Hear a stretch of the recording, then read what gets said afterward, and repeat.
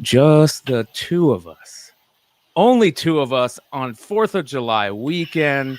It's Modern Comic Mayhem tonight, guys. We're going to have a lot of fun. We're going to try and get the chat involved as much as possible. Try and get viewers and friends of the show involved as much as possible. Hang out with us tonight. Enjoy the fireworks some other night. You've seen them before.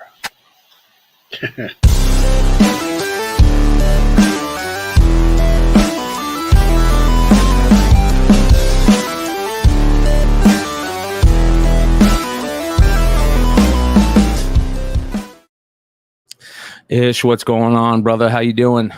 What's happening? As far as I'm concerned, the fireworks were last night in Montreal. Yes. Yeah. Shout out. Tampa Go Bolts. Bay. Yes. There's another content creator. Shout out Sith Lordy, Spine Ticks crew, who I follow on. I'm always seeing him on Instagram post about how he wants to see Corey Perry. He's a big Corey Perry fan, so he wants to see Corey Perry win a cup and this and that, another cup. And I'm like, man, why does it have to be Montreal though, bro? Like, come on. I know. So, I do have tons of respect for Corey Perry. That dude is a warrior. Oh yeah. But he already has a cup. I mean, I'd rather root for Shea Weber than Corey Perry at this point. But I hate Montreal. So, yes, anyways, yeah, right. Thank you for joining us, everybody. We appreciate all the live viewers that hang out with us every Saturday night. Kyle is having an emergency vacation. He's out there enjoying himself out on the river somewhere. I don't know what Marco's doing. He's probably pushing down kids and Pokemon lines and shit. But it's me and Ish tonight so far. We're hoping to have an interesting guest coming up later in the show.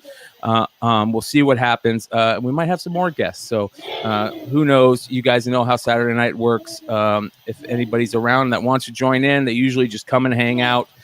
Hit one of us up for a link and they just magically appear. So, but we're going to get into all kinds of stuff. Of course, I asked Ish in the pregame huddle, have you seen the leaks yet of the toys? And he's like, nah. So we're going to be getting a reaction from Ish on the new Spider-Man toys that leaked.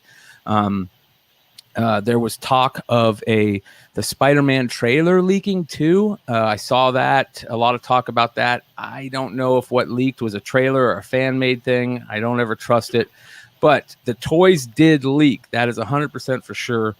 So we're going to get into that. We're going to talk about this week's new books. Ish is going to give a rundown of some of the books this week. And then whenever our guest appears, we'll have the rest of the show will just basically be comic talk and, shoot the shit at the shop type stuff. Should have some fun stories and some fun conversations. So thanks for everybody for hanging out with us again. Of course, you guys, listen, the QR code up in the corner, that's the real deal. That is the secret drinking game of which I do not know the words. Ish does not know the words. Only Kyle and the people that take part know the words. So for those of you that enjoy a nice cold beverage or whatever makes you enjoy the show, here you go. Take a look at this. Go check out the secret drinking game words and enjoy the fireworks and a cold beer with Modern Comic Mayhem. All right, let's get into some of this stuff. How was your week, brother? Anything crazy happened this week? Anything nuts that would be cool enough to share on here? How was the shop this week? Nothing too particularly crazy, Not bad. Nice busy week at the shop, which is always good. Yeah, I'm really interested to hear more later in the show about the shop and some interesting points of view with our guests. So that's gonna be a lot of fun. I'm forgetting one big thing that's created quite a buzz is we're having Rob Liefeld. On Saturday, July 24th. How could I forget that? Because that's literally all we've been talking about all week at the shop. Yeah. So as you guys may or may not know, sorry, go ahead. Well, not only that, what you're talking about is absolutely amazing. But this upcoming weekend, I believe you also have a guest, right? Yeah, we got Jerry Conway coming up next Saturday. Yeah, and I'm going to bring this up for everybody here. Legendary Jerry Conway, and then 2 weeks after that, Rob Liefeld for the Deadpool X-Force 30th anniversary tour. Yeah, this is a Super, super cool. Just announced today that not only can you go see Jerry Conway, but well, of course, we'll start with Jerry, legendary creator of many famous and your favorite characters, of course, Punisher.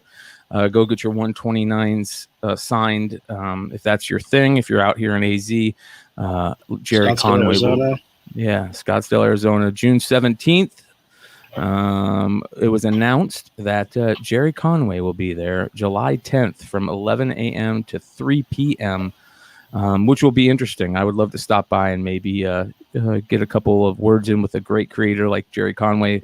But the newest news, of course, is Rob Liefeld, ladies and gentlemen, is going to be showing up at Fantastic Worlds Comics. That's pretty damn cool, man.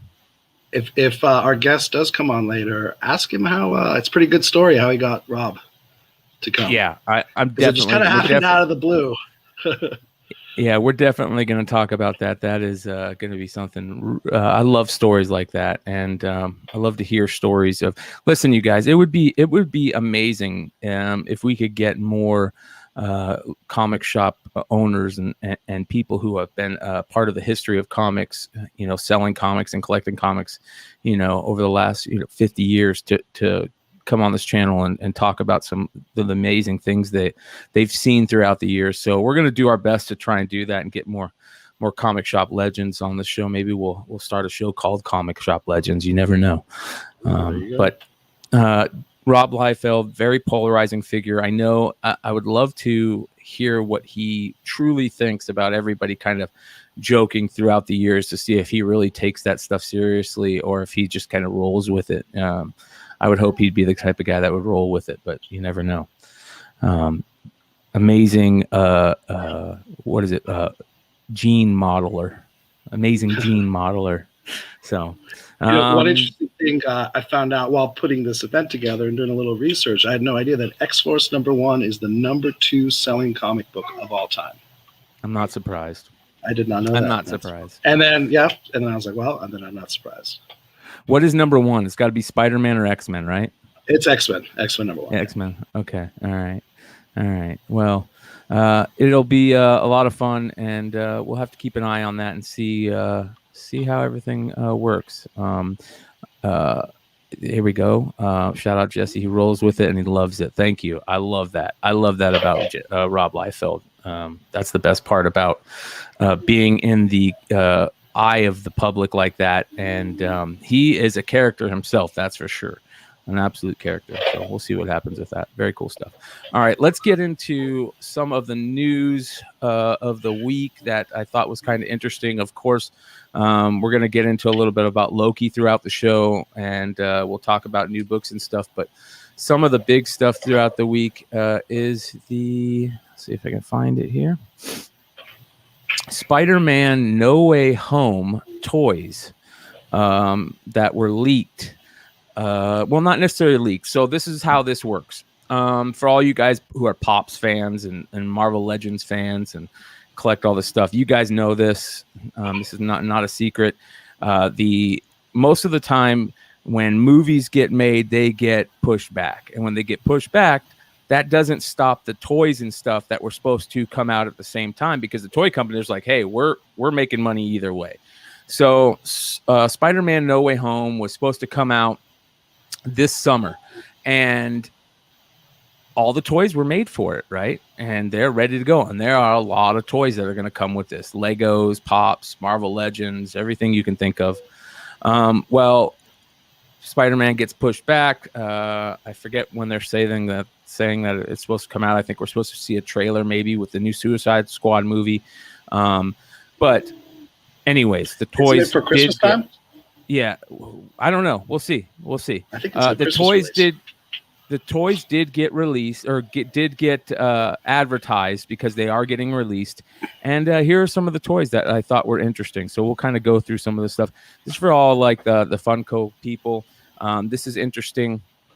I would love to have had Johnny on to talk about this. I know Johnny's a really knowledgeable in the Pops field, and Funko guy. Yep. Yeah, we see this a lot with Funko Pops. where they tell us kind of what's going on in a lot of these movies. A lot of our leaks have come from toys over the past couple of years, with the especially the MCU and the DCU or DC movie universe, and people are always looking for that stuff. And one of the things that came out was this new Doctor Strange type suit that we're seeing here for Spider-Man. It looks like it has, it kind of looks like it has like some type of Eye of Agamotto hologram on the front chest, and he's able to maybe use the incantations. That's what it's a spell then, huh? Yeah. Interesting. I remember I saw somebody talking about how this was an idea maybe from the What If series back in the day, not way long ago, but when they redid the What If series a couple years ago. Excuse me. And Tony was Doctor Strange, and Tony Stark did a thing where because he didn't want to learn the incantations, you got to learn all that stuff. If you're if you're Doctor Strange, he's always saying the spells and he has to say the incantations for them to work. Well, Tony didn't want to do that, so he just put it into his tech, and he made the tech say do the incantations, so he could basically just immediately shoot out those spells. Right?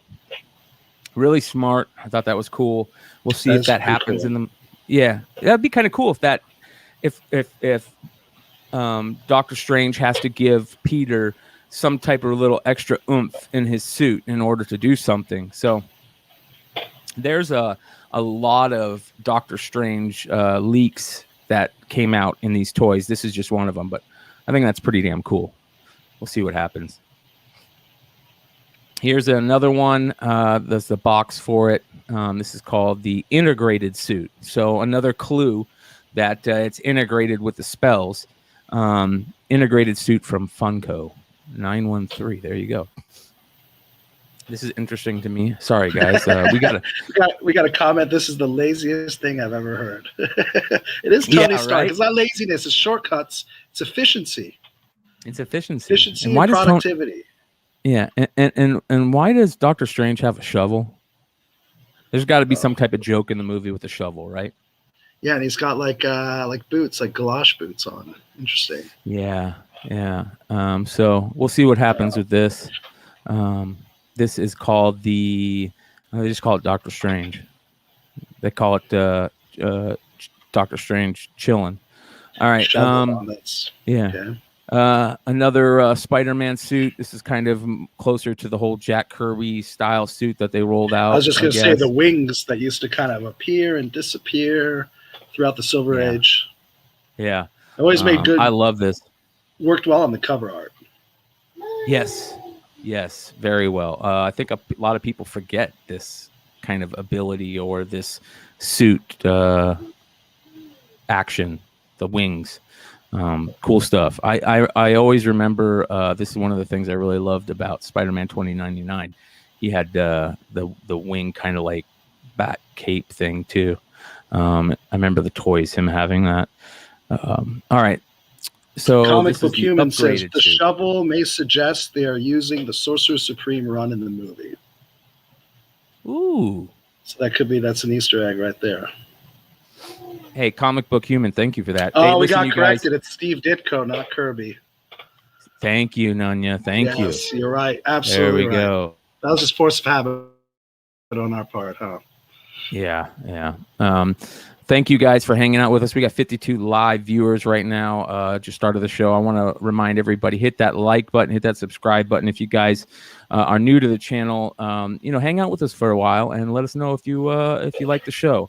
And if you do like the show, I appreciate you guys, and take the time to hit that subscribe button. All right. That would be cool. I'm cool. Easter eggs aplenty. This is the integrated, upgraded suit. So it's probably just his normal suit with upgrades. There we go. All right. Mary Jane, of course. We're getting some Mary Jane, some MJ. Okay. Ned Leeds. This is interesting. Getting some Ned Pop Funko Pop. Is that the first Ned Pop? That's a great question. Does anybody know? I'm sure he has one. He's got to. He's got to. There's no way. Chat, let us know. This is the one that everybody's talking about, though. This has got to be a big spoiler leak. Yeah, right. I mean, they're calling it the black and gold suit. Let's see what they call it in Funko Land. Is there any speculation that this is symbiote related, or well, I don't think so. And the reason why is because of this. Suit. Right here, you see these circuitry patterns on here. Okay, it looks like some tech. Okay, yeah, right. Looks like a little circuitry action going on there. So we'll see what happens with that. There is some discrepancies in the suit on the toys, so I'll show you guys this in a couple seconds. But this is the Funko Pop of the black and gold suit, absolutely gorgeous. Boss Logic did an amazing. Let me pull up Boss Logic's Instagram. He did a quick little. Boss Logic. He did a quick little preview of some stuff until the movie comes out. And he didn't really go bold, but he kind of hinted to it a little bit. You guys can see this. Here's the Boss Logic. Oh, okay. Yeah, I think that's absolutely amazing. It's pretty dope. Yeah, right? Look at that. That is sick. The big rising sun type circle behind him. Really good. Really good. But this looks a little bit more close to what we should expect from the black and gold suit, and this is why. So you see the Funko Pop, you see the someone tech saying armor. It might be Wakanda tech. Exactly, right? Isn't that interesting? Right? That would be cool. So if you look at this black and gold suit coming up here, this is what I mean. So no tech on this one. This is the Marvel Legends black and gold suit figure that's coming.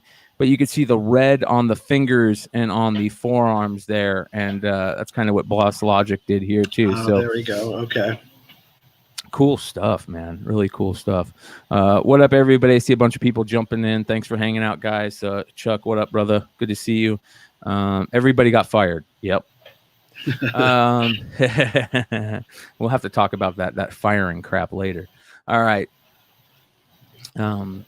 So anyways, this is Marvel Legends, and then this is a new, this is kind of like a play off the Tony Stark suit, right? The Iron Spider suit. Yeah.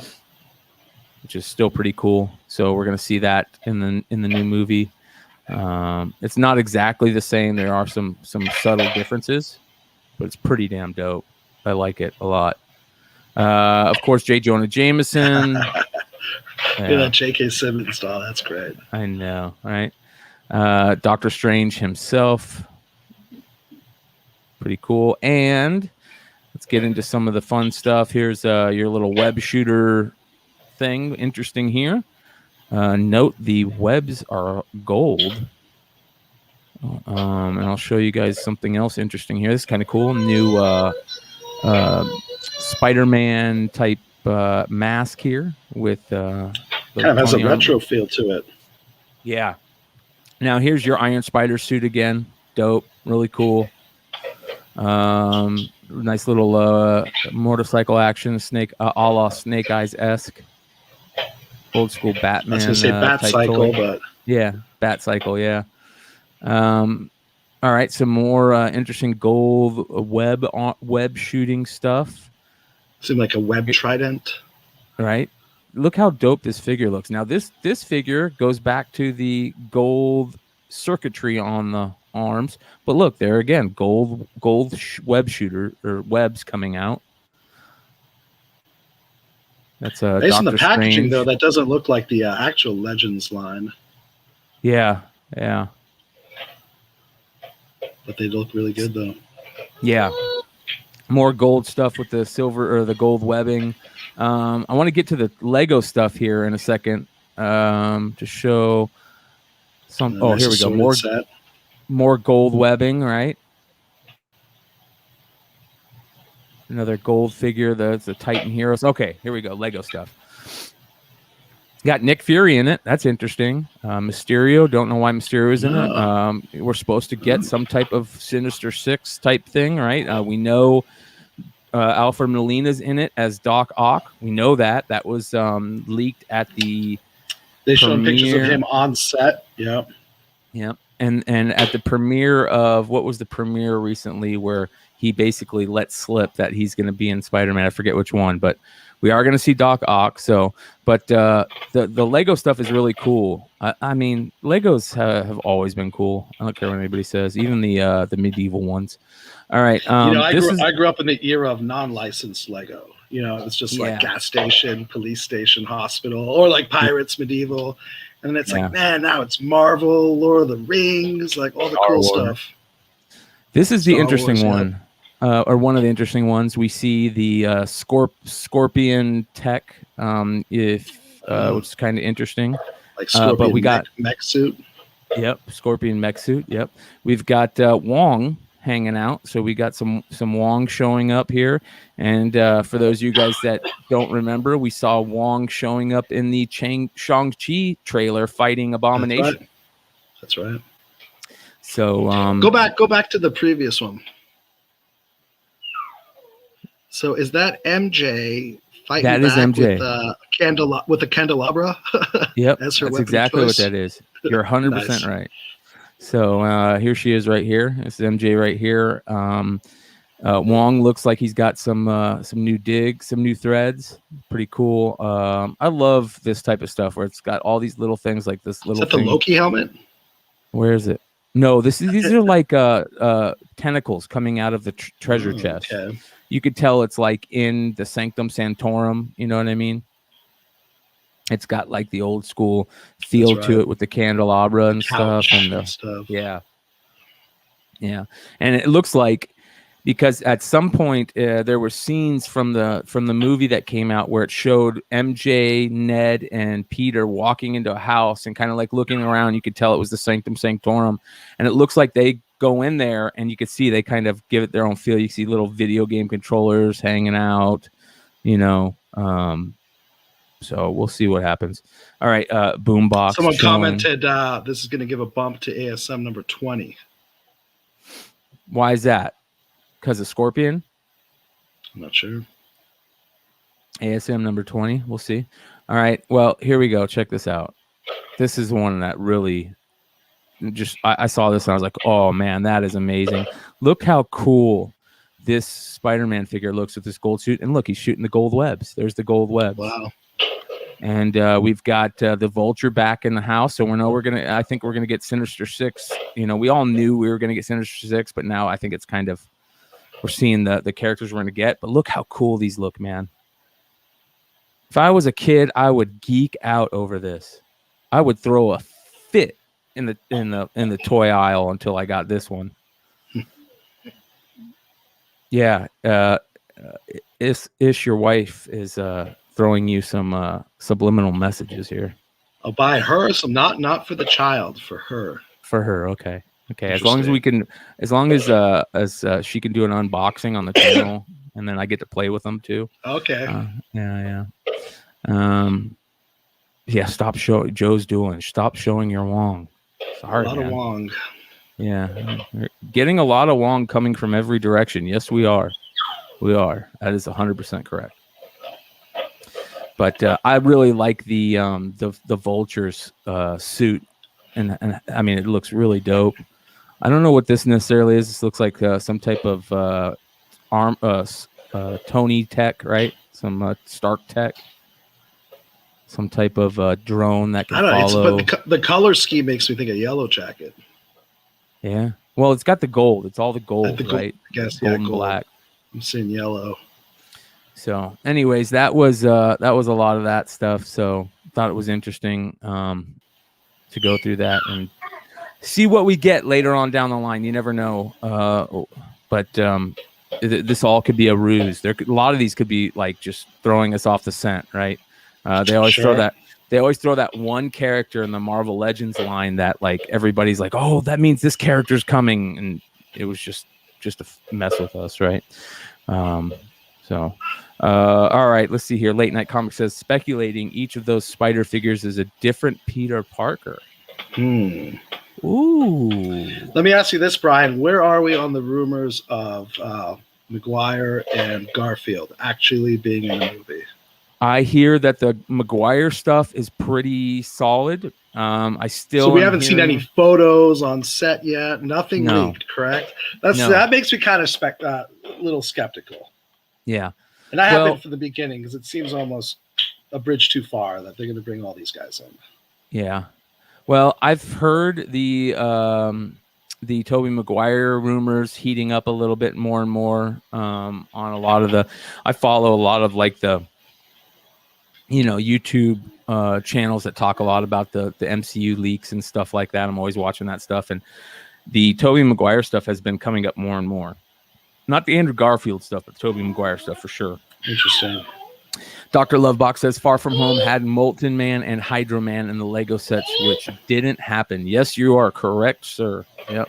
Yeah, just give us a damn trailer, Sony. It should have been out a long time ago. Hey, where's Miles? We're going to talk about Miles here in a little bit. But cool stuff. Everybody's itching to see Far From Home. I know that the Loki stuff's getting ready to come to an end. Did you watch the latest Loki series or the Loki episode? I made it. We're about halfway through episode 4, which was about an hour before the show started. Well, so I actually binged restarted from episode 1. Nice. Tried to catch up. Almost made it there. Not bad. It wasn't bad. It was a lot of people are saying it's the best episode of the show so far. I heard there's a post-credit scene that could be something big. Oh, guaranteed, right?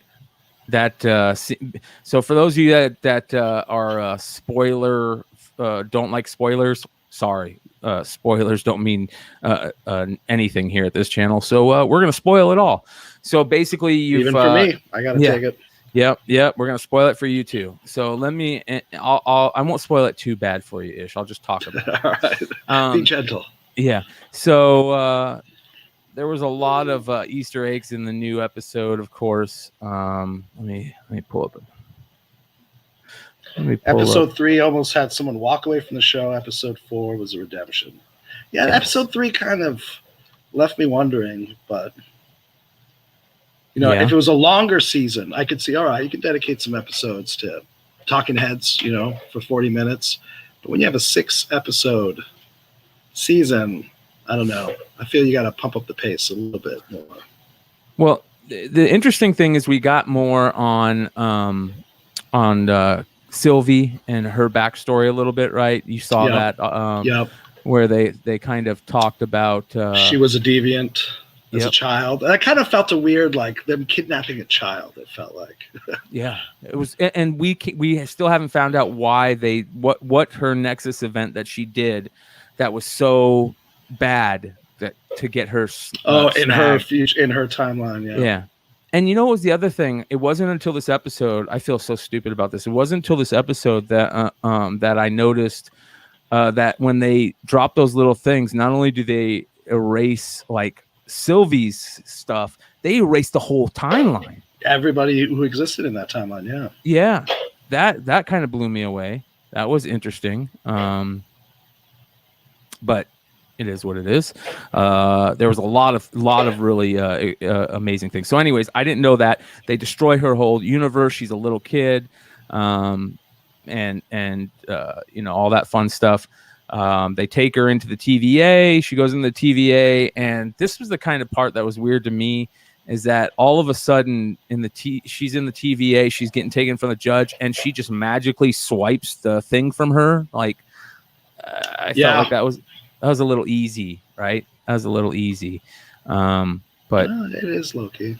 Yeah. Easily the best episode so far. Episode 3 almost had me walk away from the show. It was so bad. Comic crack. Interesting.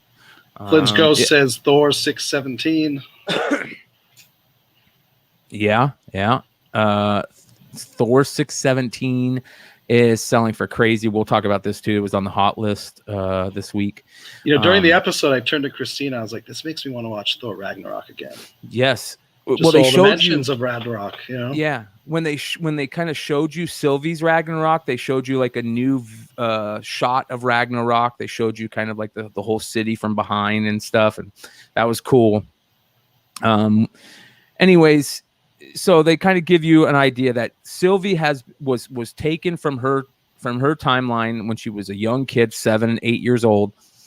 She figured out a way to escape the TVA that same right after she got taken, and she's been jumping through timelines trying to get away from the TVA for 20 years, and it's taken her a long time to figure out how to do the things she's doing. She's lived lifetimes in between, all kinds of crazy stuff. And they explain, that's her kind thing. of explains why she won't join with Loki. When he unveils his plan, he says, all the cards are on the table. I need a lieutenant. And she's like, nah, not interested. Yeah. And that blows his mind. How could you not be interested in a plan so, grandiose, so Loki, Yep. Here we go. We got Sam showing up. What's up, brother? How you doing, Sam? Hey, guys. How you doing? Hey, what's Perfect going timing. on, dude? We're just talking about the whole Loki craziness. Oh, man. I am finally... Okay, did you guys remember... was it Iron Fist? The best part of Iron Fist was the very last episode of season 2 where everyone had the Iron Fist, right? And then the show was canceled. I feel like the very best moment of the Loki series so far was the post-credit scene in episode 4. Everything else has been a snooze fest. I got to be honest. It's been a snooze fest so far. First episode was kind of interesting, but I think 6 new Lokis is kind of a good start. But I feel like there's a lot more room to go. Yeah, look at that. Got a lot more room to go. I'm really hoping for just dozens and dozens of Lokis in this. 6 is a good start. It reminds me of the Power Ranger episodes where you get all the Power Rangers lined up just up from all of history. And they're all lined up against all the bad guys. So that's kind of what I'm hoping for with Loki. But gosh, it's been such a slow buildup. I apologize, Ish. I'm giving you a big. This is your end credit scene right here. You can see that Loki shows up on this dilapidated Earth. You can see Avengers Tower in the background, and he basically says, "Am I in hell?" The Ragnarok version of hell. And Richard Grant basically says, "Nope." But you're going to die unless you listen to us. And I think the thing that everybody's really geeking out about, I think us old time movie fans are geeking about Richard Grant, but most people in the comic flipping world right now is geeking out over Kid Loki. And of course, on the Hot 10 this week, we saw that exact issue show up. Friday night, I did the CBSI Hot 10 show. Let me see if I can bring this up. And we took a look at this book. God damn, I'm terrible tonight. Okay, so for those of you guys that didn't see the Hot 10, I'm spoiling it too, but we don't care about spoilers around here. Here you go. Thor 617 showed up on the list. Because of the Kid Loki stuff, they were fetching $60 to $70 raw on the secondary market, selling like hotcakes. Wow. Did you see any of these sell this week at all in the store there, Ish? I guess not. No, we might. No. I don't think we have it in stock. Definitely probably don't now. Yeah, too many sharks out there. But this book was just going crazy because of that end credit scene. Absolutely bonkers. So I thought that was really cool. Where we go? There we go. But the other thing that was interesting, is this a Loki or is this just his pet? So isn't Crocodile Loki, isn't he the villain from Throg? Or, yeah, where Thor I was going to say Throg, yeah. Oh my God, I totally forgot that. Yeah, forget the humans. Alligator Loki. They got to bring Throg in. Come on. That's awesome. A Loki Gator. That's so good. That doesn't roll off the tongue very well, but no. Can I make one nitpick on the show? Of course. And why is the TVA stuck in an Earth 1960s aesthetic? I was rewatching the first episode, and it bothered me that the guy said they use the Infinity Stones as paperweights. Like, why do they even have paperweights? Like, I don't know. Doesn't seem like it's very efficient. That's a great question. Is it just a stylistic choice for the production? No, I think it's probably going to end up being a story element too. But I mean, it could be just aesthetics. Nothing says boring office like the Office from Hell, right? Yeah, 1970s. Like forever.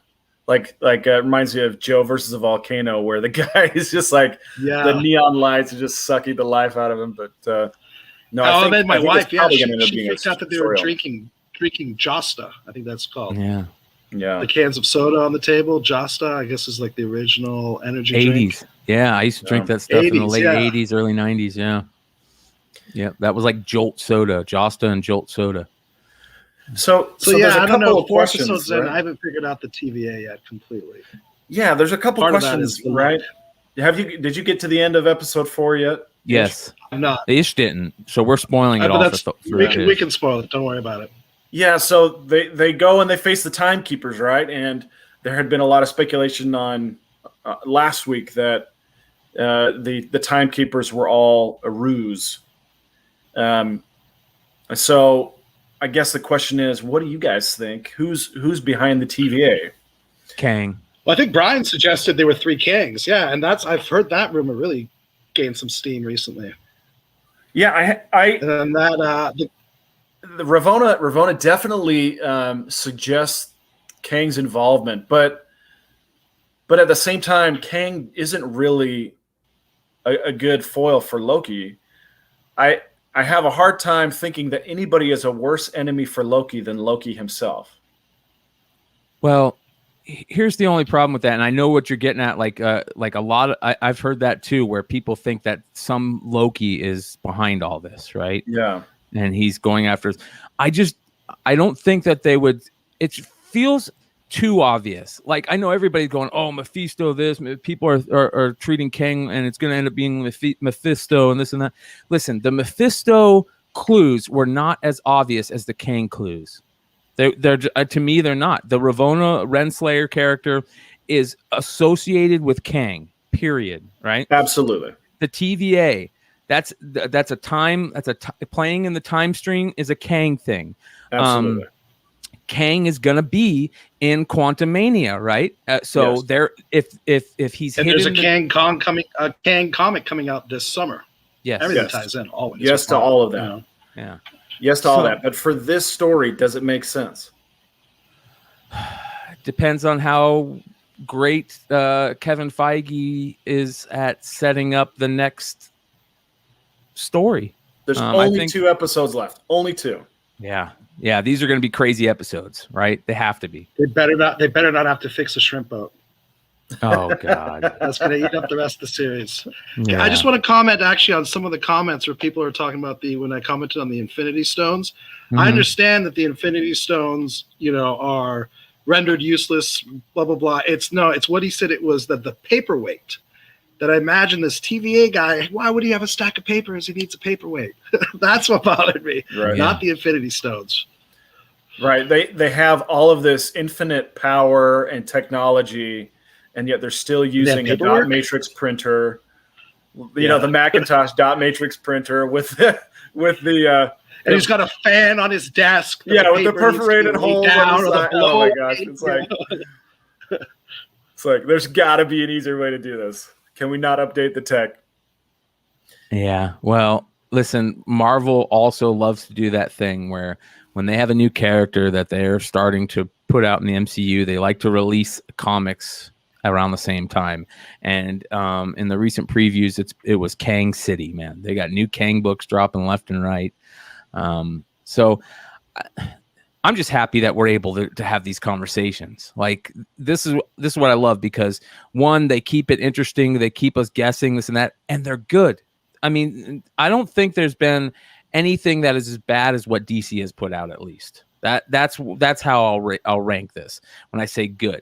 I'm not saying it's been amazing or unreal. I personally thought the Loki has been great, other than that last episode. I thought that last episode, not 4, but 3. 3 just was terrible to me.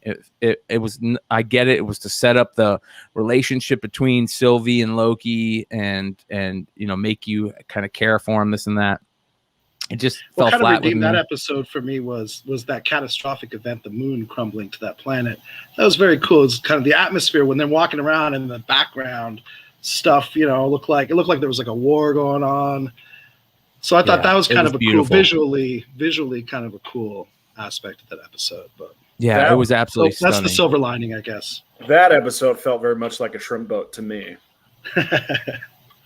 Just a lot of, you know, let's see. And then their mission ended up being basically pointless. Yeah. Right. And the movie nerd in me also noticed that most of the shots, especially when it's Loki and someone talking, are from a very low angle. Always. And it's been consistent now in all 4 episodes. And I guess it's the same director. And I was just like, that's kind of a weird thing that it's always from a low angle. Maybe it's a necessity for the special effects. I don't know. When that episode was ending, episode 3 was ending, and they were stranded on there, you instantly knew the foil, right? You knew that they were going to show up the next episode and pull them out of there. I mean, that was so obvious. But I agree that the look of the episode was absolutely gorgeous.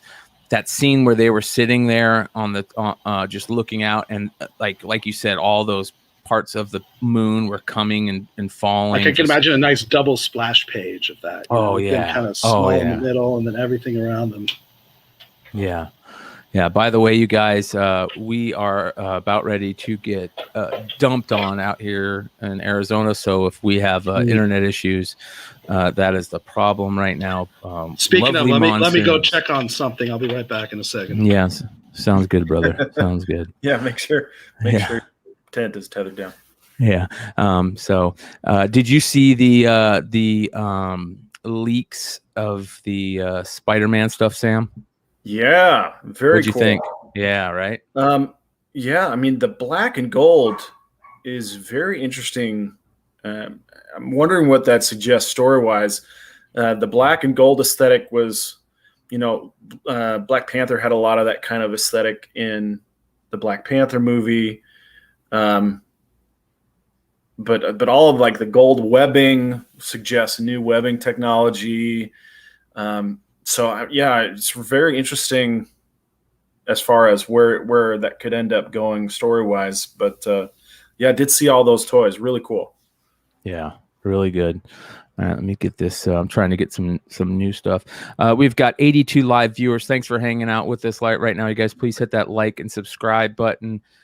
We appreciate you guys hanging out with us. We've got most of the crew is out enjoying the 4th of July weekend.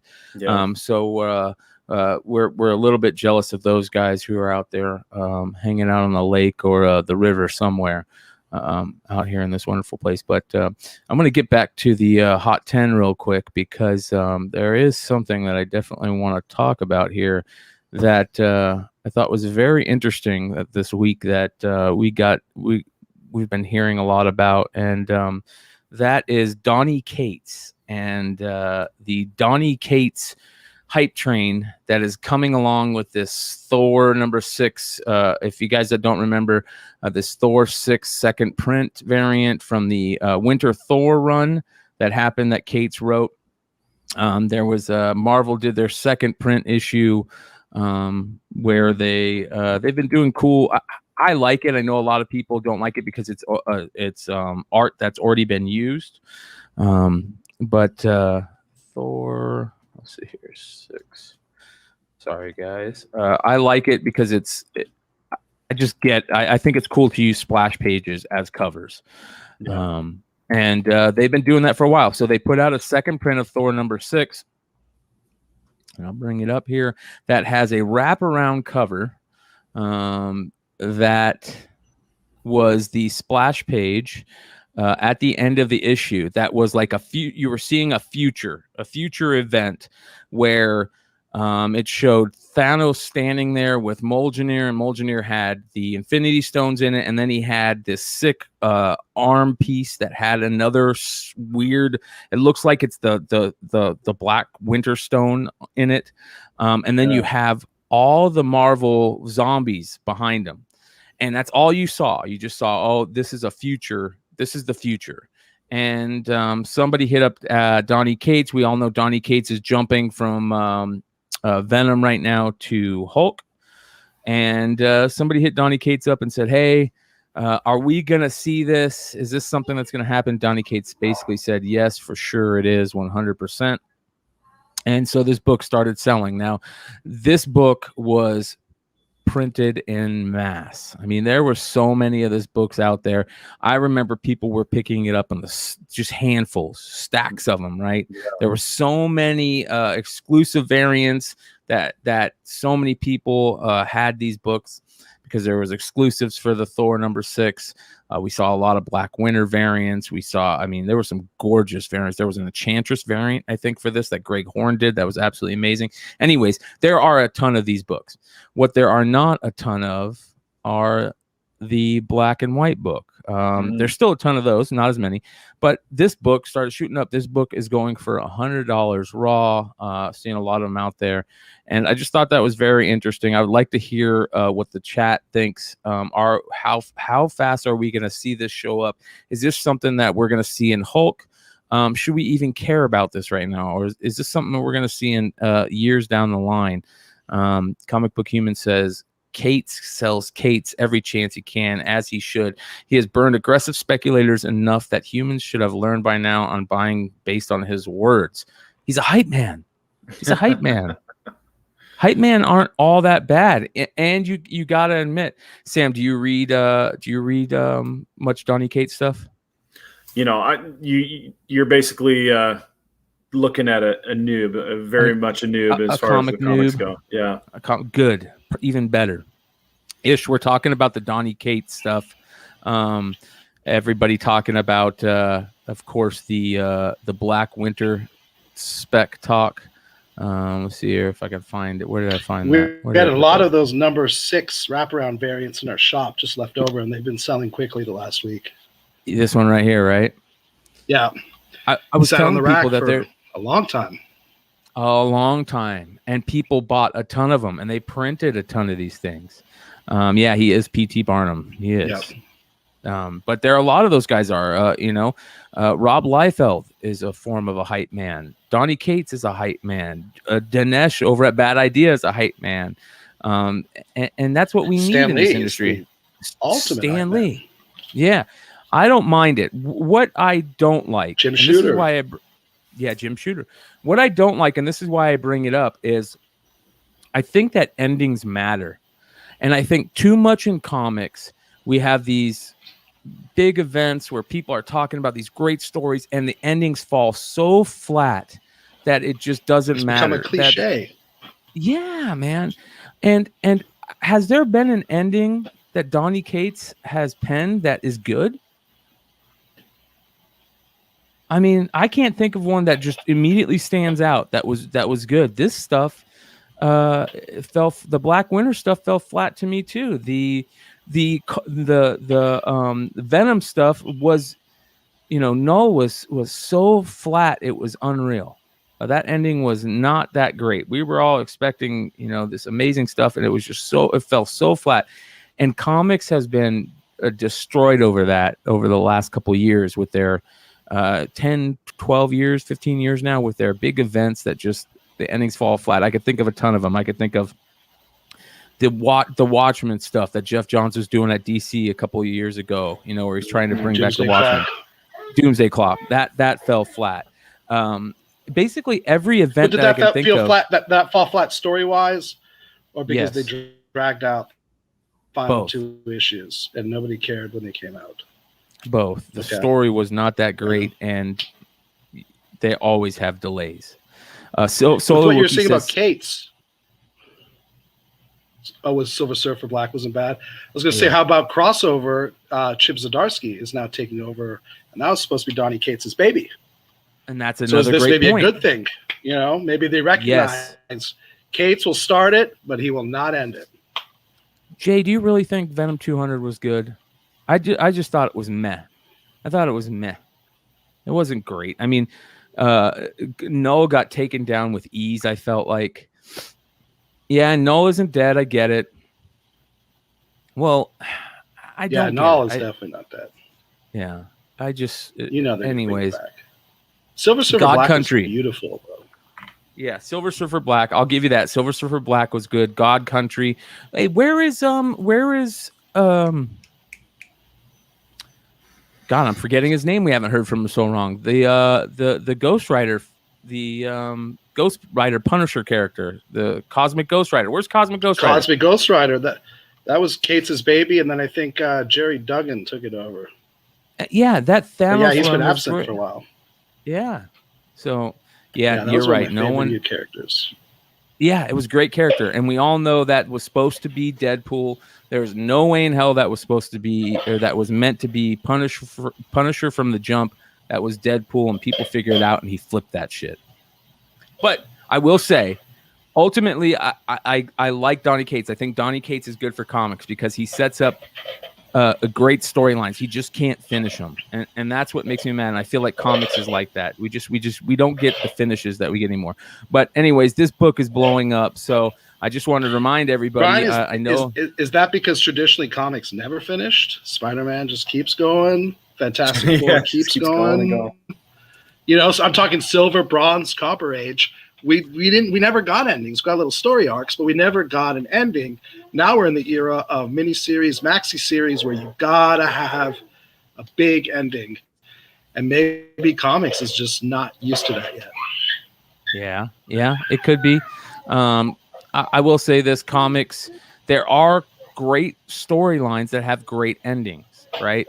Rebirth. I always go back to Rebirth. Rebirth was so good.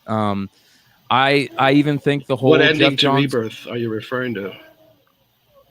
What do you mean with Hal coming back to the Lantern and being in, getting the green? Yeah. Basically, Hal coming back, right? The storylines that he wrote with the whole Green Lantern saga, I thought was great. I don't think that fell flat. There are enjoyed some, a lot of the Rebirth titles. Yeah. No, by Rebirth I mean Green Lantern Rebirth. I apologize. Green Lantern Rebirth. I thought just specifically was, Green Lantern. Okay. Oh yeah. The Flash, the Flashpoint run. Great story. That was awesome. Flashpoint was amazing. Which brings me to my next thing I wanted to talk about is we started to see and hear about rumors about the Flash movie.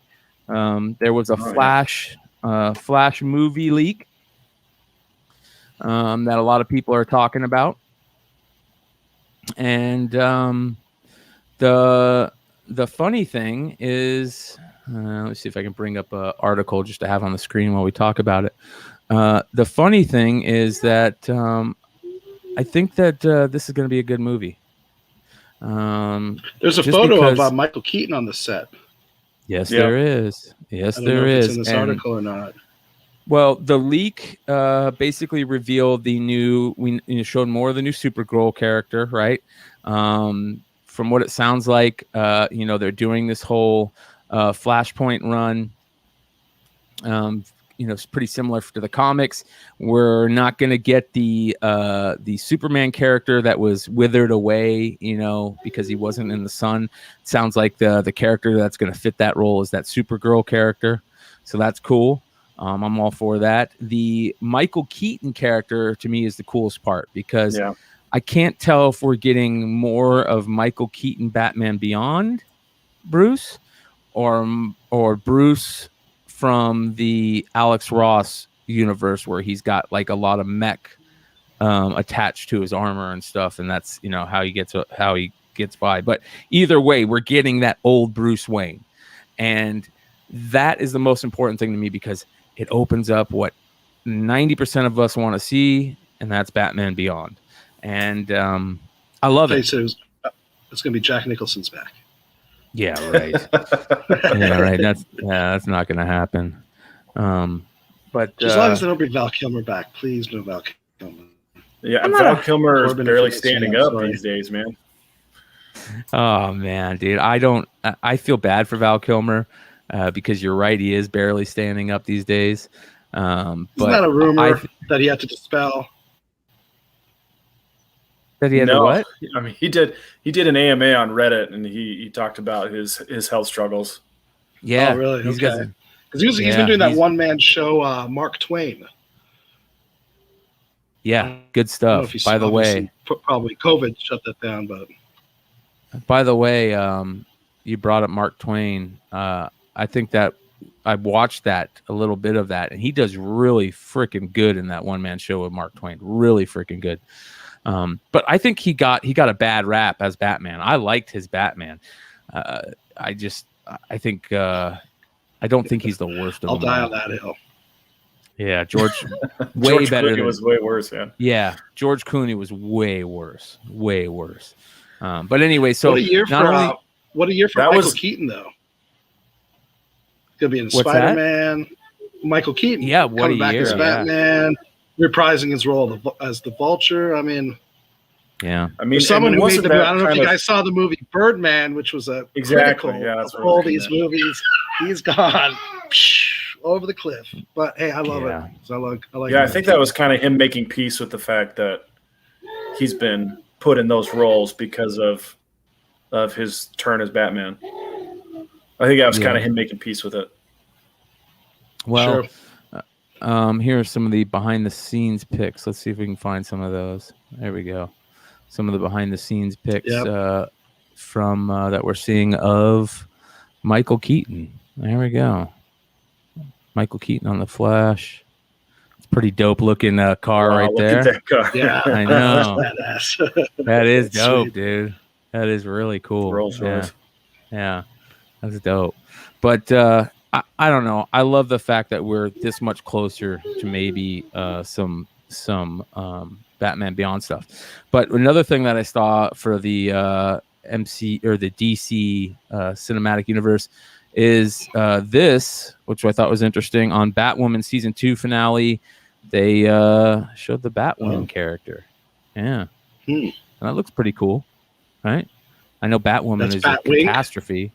Yeah, it's Batwing. Yep. Yeah, that's pretty. Says dope. here, yeah, Luke Fox has fulfilled his comic book destiny of becoming Batwing.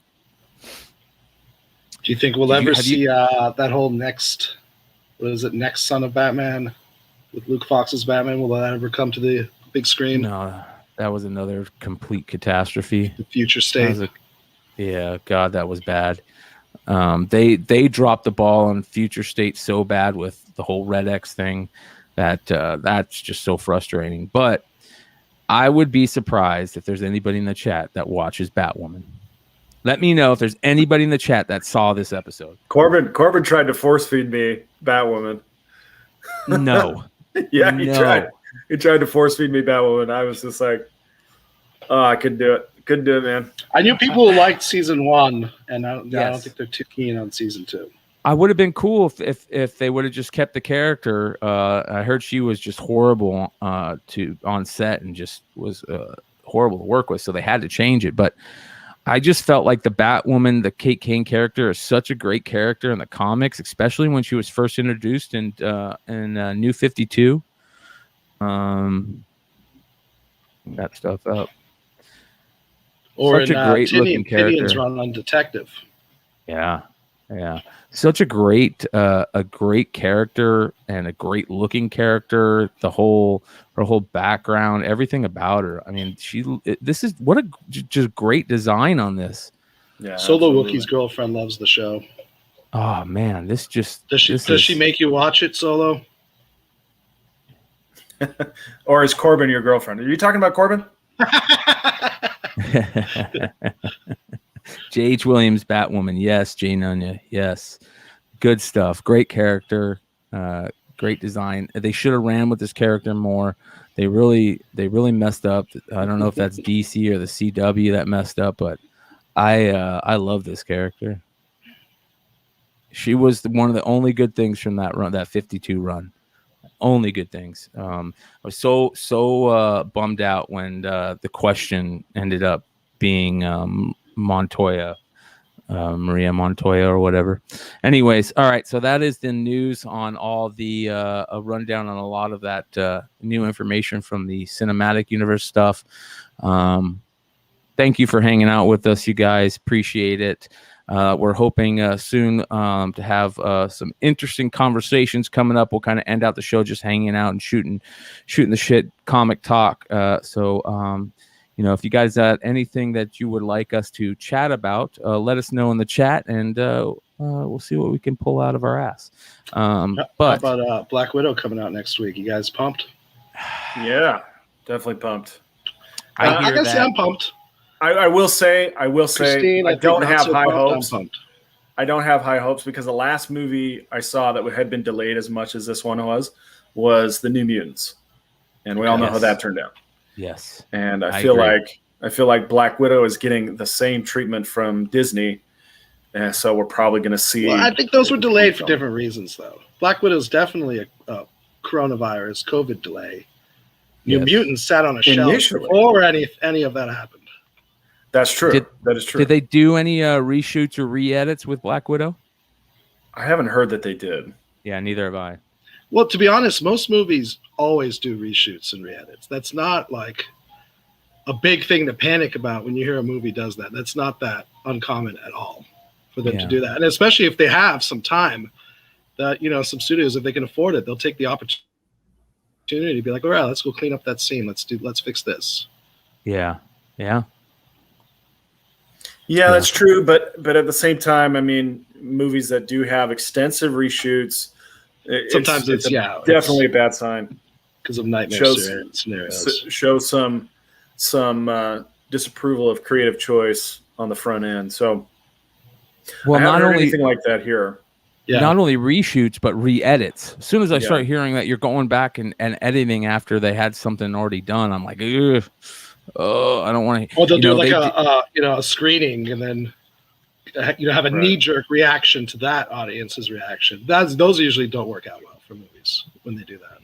Yeah, they did that with Suicide Squad. Suicide Squad, if you remember, was supposed to be a much darker, adult movie, and then when Guardians of the Galaxy, was it Guardians of the Galaxy or something came out that Marvel did, and DC saw that and went, make it like that, and they ruined it. They ruined that because the director of Suicide Squad, David Ayers, is known for kind of really hard R-rated action movies. Pretty brutal, bone-crunching stuff. I feel lighthearted comedies. This is this is the only part that I'm worried about. All right, you guys, and from what I've heard. Taskmaster. Yeah, Justin is 100% right that comic fans will not be happy, but it's not completely a disaster. Like, there could be some redemption.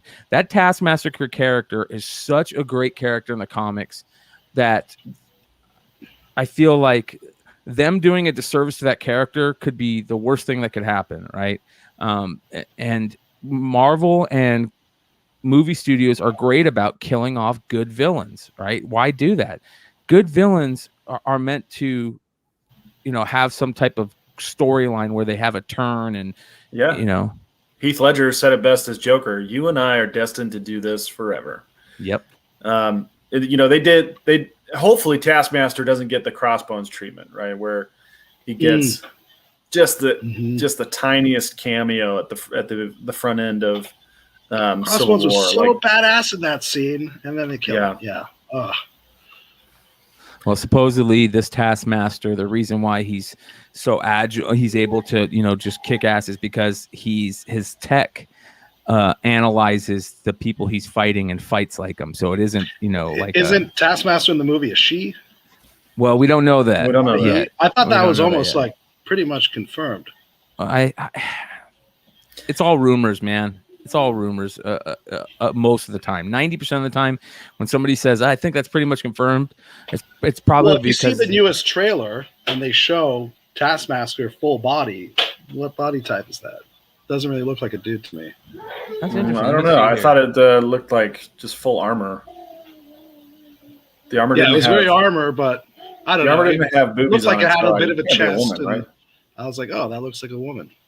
Let's take a look here. Let's see if I can find those pictures. So wouldn't that be Task Mistress? Yeah, right. Oh. Okay. You trying to seduce me? All right, here we go. Fireworks on the show tonight, not just outside. This is kind of interesting. Here we go. Any fireworks in Phoenix, though, have just been completely if you watch the window behind me there, you'll see some lightning every now and then. Yeah, it's getting really crazy. But yeah, so here we go. Full body. I don't know. I think that's a dude. I think that looks like a dude to me. Let's take a look. See. Boom. Right? That's a rendering, though, right? Is that a rendering? I'm talking about the latest trailer that has a lot more scenes in it. I don't know if we're allowed to show it, though. That one? Yeah, that's what I'm seeing in the trailer. It's kind of cool, right? The trailer is kind of like a full arms extended, I think, like brandishing the weapons. If I remember correctly, it was kind of like right at the end of the trailer. That's from the trailer. I don't want to bring up any videos. Yeah, well, we'll see. The female thing is very interesting. I just don't. Again, it all comes down to the writing and how they handle the character. Oh, whose reflection is that in the visor? Hold on, let me go back. That was pretty dope. Right here? No, in the hooded one right here on the orange hood. Yeah, that one. Oh yeah. Oh, it's her. It's Scarlet. It's Scarlett Johansson. Black Widow. Yeah. Yeah. That's a cool look right there. That is a cool look. Yeah. That's very cool. What's that photo of some dude kissing Taskmaster? I don't think he was kissing him, was he? What are you talking about? They're just making stuff up. Yeah. I don't know. I just thought I saw that thumbnail there all of a sudden. I'm like, wait, what's that? Yeah. All right, you guys. So that's about it for the MCU and DCU breakdown. We're gonna get into some fun here. We've got a special guest with us tonight. Of course, Ish works at a store here in the Valley, a local store. We've talked about it before, Fantastic Worlds Comics. And we have with us tonight legendary comic shop owner, Bill Ponsetti, ladies and gentlemen. Bill, thank you for joining us, man. Hey, glad to be here. Well, we were really stoked to talk about, of course, the news that was announced today, I believe, about Rob Liefeld coming to the store. That's pretty cool. Big month in July at Fantastic Worlds Comics. We've got Jerry Conway, the creator of The Punisher, and the man that killed Gwen Stacy and the Green Goblin next Saturday. And then a scant 2 weeks later, we are honored to have Rob Liefeld, the creator of Deadpool, Cable, X-Force, and co-founder of Image Comics. Yeah, that's going to be a lot of fun. I think the Jerry Conway stuff is amazing. You know, you got the creator of The Punisher, a Hall of Fame creator, if there ever was one, right? And then, of course, everybody's favorite image creator, Rob Liefeld, the man people love to hate. We were talking about him earlier in the show. A great character in this comics, one of the best hype mans in comics, and just an all-around pretty cool dude. So it'll be very cool to see how that goes down. I definitely am looking forward to that. But let's get into some talk here about Fantastic Worlds. Let's talk about your store a little bit. When did you join us here in the Valley and open up Fantastic Worlds? Well, we're in our 6th year now. Wow. Awesome. What made you decide to come to the Valley? Well, I lived here before. So my dad was military, and we were stationed out at the former Williams Air Force Base. In those days, it was kind of in the Higley area. And so I lived here from 73 to 80, and then went off and, got into my college years and corporate America life. I opened a comic shop in New Orleans in the 80s through the mid 90s, but I never lost that itch. And then, some circumstances in life presented themselves to me that, I had a nice job, but I had some itches to scratch still when it came to comic books, and opened Fantastic Worlds here in Scottsdale. Nice. And it's been rocking ever since. We've been lucky to have Ish be part of the crew over here, and we've been in the store multiple times. It's a great little store over there. What I really want to start, talk to you about, though, is one of the things that we love to do on the show is just, shop top, shoot the shit, this and that. But I love to talk to people. We were talking a little bit early in the show that have been in this industry a while, and some of the greats in the industry behind the scenes, right? And you are one of those men. I mean, I've been looking on the internet and doing some deep diving on Bill Ponsetto, and you're a big deal in this, my friend. I guess because I'm a survivor, I've been half a century collecting and probably 40 years as a dealer. How'd you? What is your collecting story? How'd you get into comics? Mom, your comic book origin story. Yes. Yeah, Mom was a collector of stuff, and she read comics in the 1940s, and I guess it stuck with her.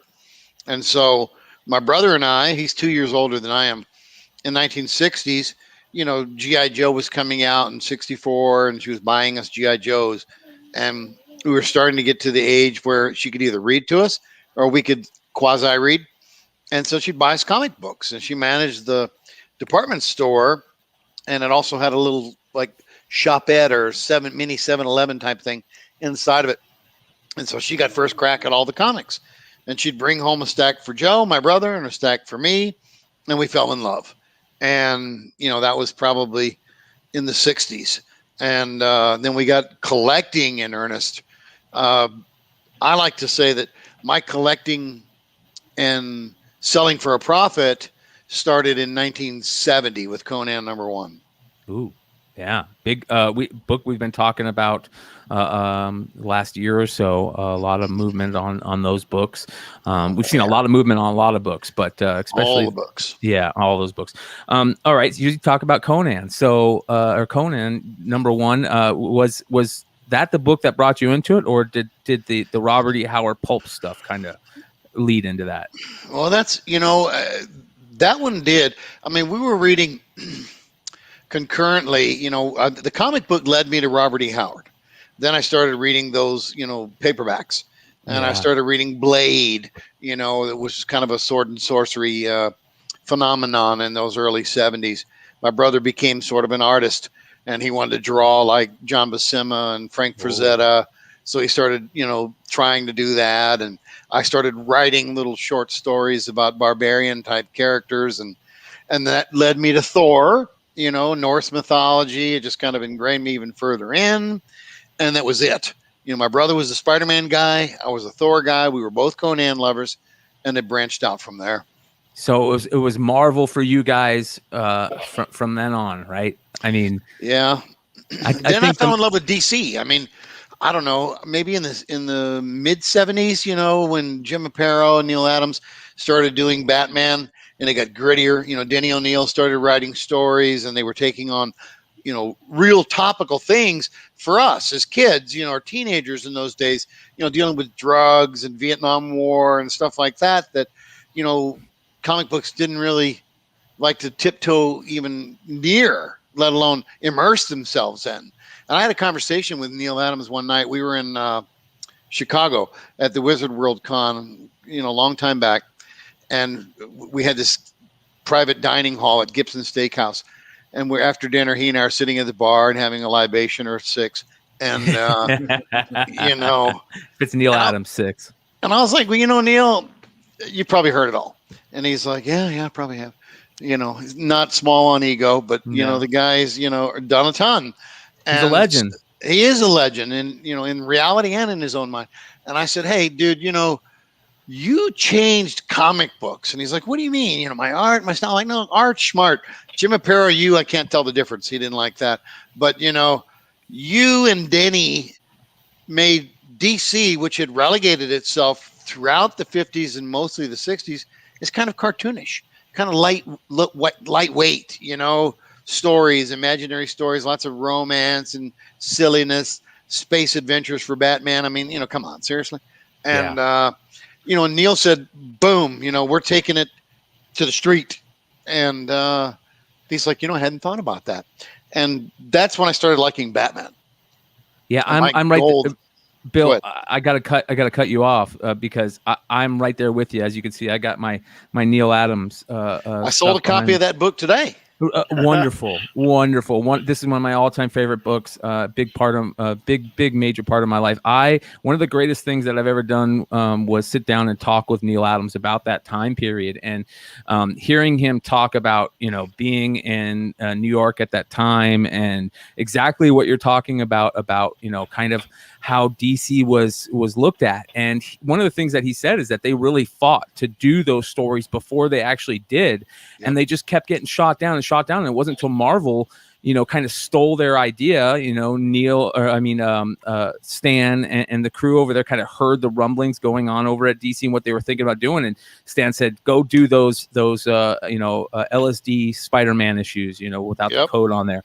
And then when Julie Shorts saw that, he said, do those stories, go do those Green Lantern stories, run with it. And I think that especially a lot of people that are getting into collecting now are starting to hear this history about people like Neal Adams and Denny O'Neil and these things that they did when nobody thought that it was the good thing to do, and they changed comics and pop culture and the history forever. Well, just think, just a scant 20 years earlier, guys like Bill Gaines were being dragged in front of congressional committees on un-American activities. You had Seduction of the Innocent, right? Frederick Wortham and his treatise on how comic books were, destroying the American youth and leading them to drugs and murder and abuse. And, it was all nonsense.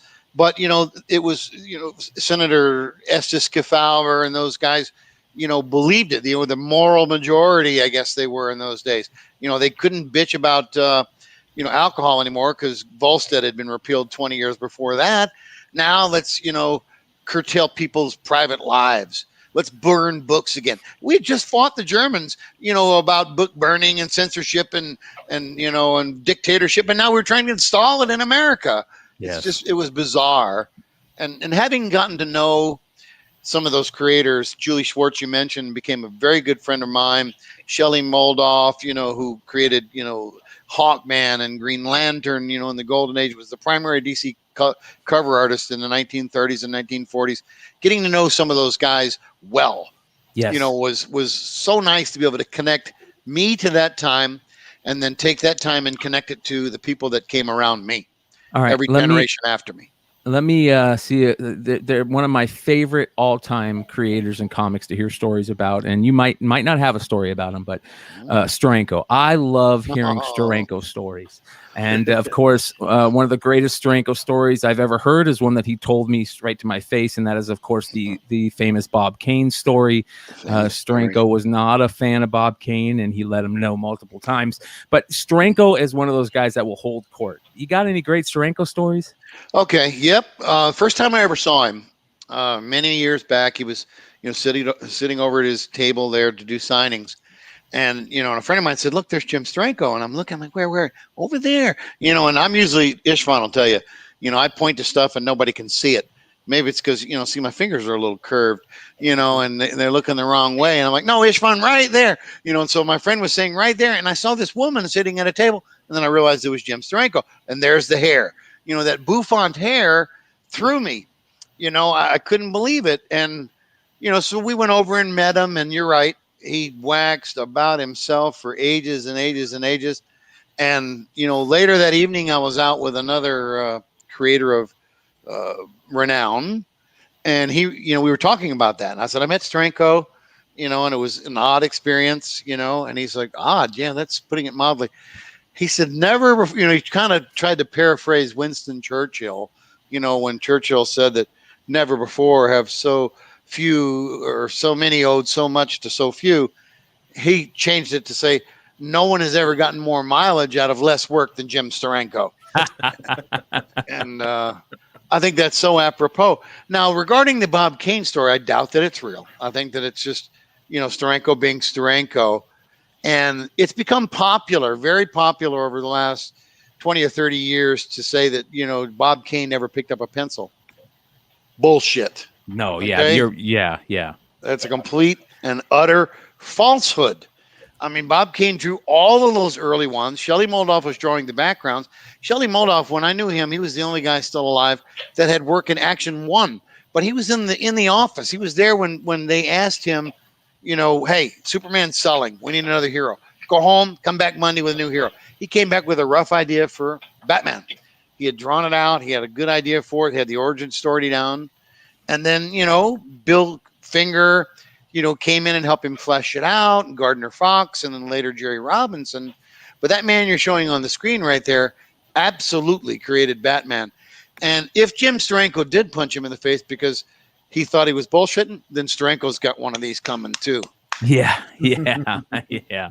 Well, another person you brought up is Jerry Robinson, and I love, you know, I get it. People wanted to not give Kane as much credit, and like you said, there's no doubt that Kane was, you know, just as much as part of that as the other guys were. Maybe he gets most of the credit. You know, Bill Finger and Jerry Robinson are definitely getting the credit they deserve now, though. Yep. Which is wonderful. And I think especially, you know, Jerry Robinson and the whole Joker creation, it to me, is just as important as Batman. I there are very few villains created that are as great as the Joker. You know, and I had this conversation with my brother the other day, and he just doesn't get the Joker. So I don't know what's going on with my brother. But if you stop John Q. Public on the street and say, you know, name us a villain in comic book history, the first and last words out of their mouth is going to be Joker. Yep. You know, you start dropping Dr. Doom on them, or, you know, the Lizard or something. They're going to look at you in their eyes. They're going to glaze over. The Joker, Catwoman, and both of those villains made their appearance in Batman #1 for the first time. Yeah, it's such what a book, right? Yeah. Like we were talking about the other day, that exact book, Bill. We were talking about it. I can't remember if it was on a Flipside show or behind the scenes, but we were talking about that. You know, it's kind of hard to call that book underrated, but even compared to Detective, I think that book, you know, has just as good as first appearances as Detective does. And that I wrote book a whole is selling. article on that. Well, that's what I love to hear. I love to hear the stories from the guys who lived and breathed it for so long. One of the things that you love is the Silver Age, and you know we're kind of talking about, you know, these Golden Age characters that, you know, up until the Silver Age they kind of got really cartoony and this and that, and of course we're talking about, but the Silver Age right now is something that, you know, us as a Flipside channel, we talk a lot about selling comic books and flipping comic books and being able to make your collection grow by, you know, being able to trade and flip comic books. And I think that the Silver Age is really, really being slept on right now. The Silver Age is the place where you can see these amazing gains, but there's also books that people are forgetting. I mean, we're seeing Marvel Spotlight sell for $25,000. I think Marvel Spotlight 5 selling for $25,000. I think a 9.0 recently sold the other day for like $10K. What about the 9.8 Spotlight 5 that sold for $264,000? Exactly. And now people are starting to recognize the Silver Age. What are your thoughts on that? What do you think we're going to see here in the next year or so with some of these Silver Age greats? Yep. You know, I think that, you know, the Golden Age, you know, with the big books out, the Batman 1, Detective 27, Action 1, you know, Captain America 1, those things, the big blue chip books, they're going to continue to outstrip the economy, and they're also going to continue to be out of the collective 5 of us's price range. Yeah. And you know, we're not going to be buying a copy for ourselves anytime soon. So if we move forward in the 50s, you know, you've got to want to buy pre-code horror there, or there's not a lot of hay to be made. You know, they're not buying and flipping Millie the models. You know, and as much as I like the Atlas Westerns, they're just not doing too much. You know, it's the pre-code horror in the 50s is the dominant trend for people to buy, invest in, and make a profit either in the short or long term. Now let's move into the 60s. Everything in the 60s is hot right now and has been for a while, but now it's like on fire. You know, 300% gains on certain Silver Age keys. Now moving into the period you're talking about, that transitional period between Silver Age and Bronze Age, that 69 to 72 range. Now, what happened during and I've talked to Ishti about this a bunch, you know, boredom economics. So people are like, man, how is it all of a sudden, I could have bought this New Mutants 98, for $1,000 and now it's 4,000. Well, I sold a guy in January a 9.6 first appearance of the Punisher, Spider-Man 129, 9.6, and he bitched and moaned and griped about the $5,000 I was charging him. Now he'd like to give me fellatio. I mean, that's the gains that we're getting. And so where does it come from? Here's where it comes from. You've got a population of people that are much younger than me, younger than Ishvan, probably about you guys' age and back, and so they've been sitting on their ass for 2 years when they would normally be going to, Breckenridge or Club Med or wherever they go, right? Spending money, having a good time, and they couldn't do it. We were on lockdown. We couldn't do a fucking thing, right? So this money is accumulating. And now you start to get nostalgic. And what are the first thing they were nostalgic about was just normal life. When can I go to Buffalo Wild Wings again? When can I go shopping? When can I go to the beach? So that nostalgia starts to kick in. Now they're bored. They have money and they're feeling nostalgic. So they reach back. And when was the last time before COVID that I actually felt, kind of happy? When I was a kid, what was it that made me happy? Comic books did. Yep. Toys did. Yep. Man, I can remember my, I'm not me, I'm talking for them. I can remember my Transformers or my little 3 1/4 inch G.I. Joes. I like the 12-inch version, Ishvan. I hate to break it to a brother, but I'm with you, Ish. And all of a sudden they said, all right, I got my stock portfolio. Stock's been iffy. It's been up and down. Real estate, that's not a short-term gain. I love comics. I love toys. Let me spend money on them. And you had some of these people coming into the hobby and injecting huge. They didn't care. If the grade was high in the corner, they'd pay whatever it took. And as we all know, the rising tide lifts all boats. So if the 9.8s are selling for $250,000, that's why you're getting a 9.0 selling for $25,000. And people, our business, Ishvan, the first 6 months of this year have been better than any single year total since we've been open. Yeah, it's been and I agree with you. I think a lot of what you're saying is the honest to God truth. I think that a lot of people sat around for a long time and could sit in their house and spend a lot of money and books and cards, and everything collectible went up because nostalgia is such a big deal.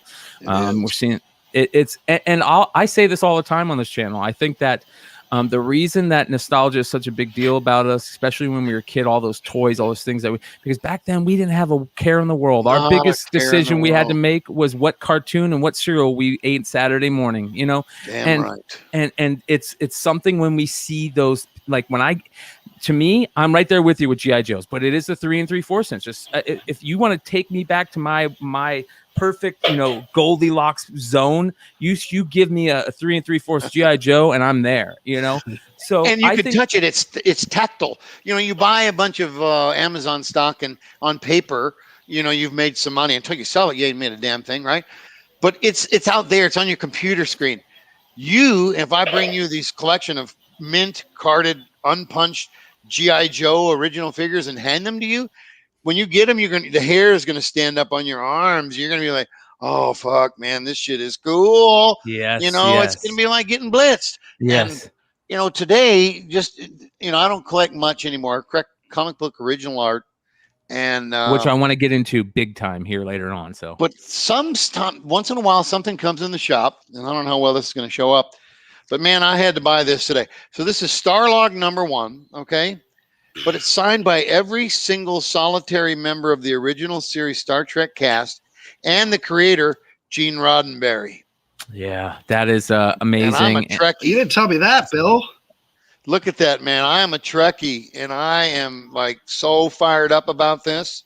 It's beautiful. I'll give you this, Bill, and people are gonna give me a little crap, but I stay true. Star Trek is for nerds. But I would have bought that, Bill. I would have bought that too.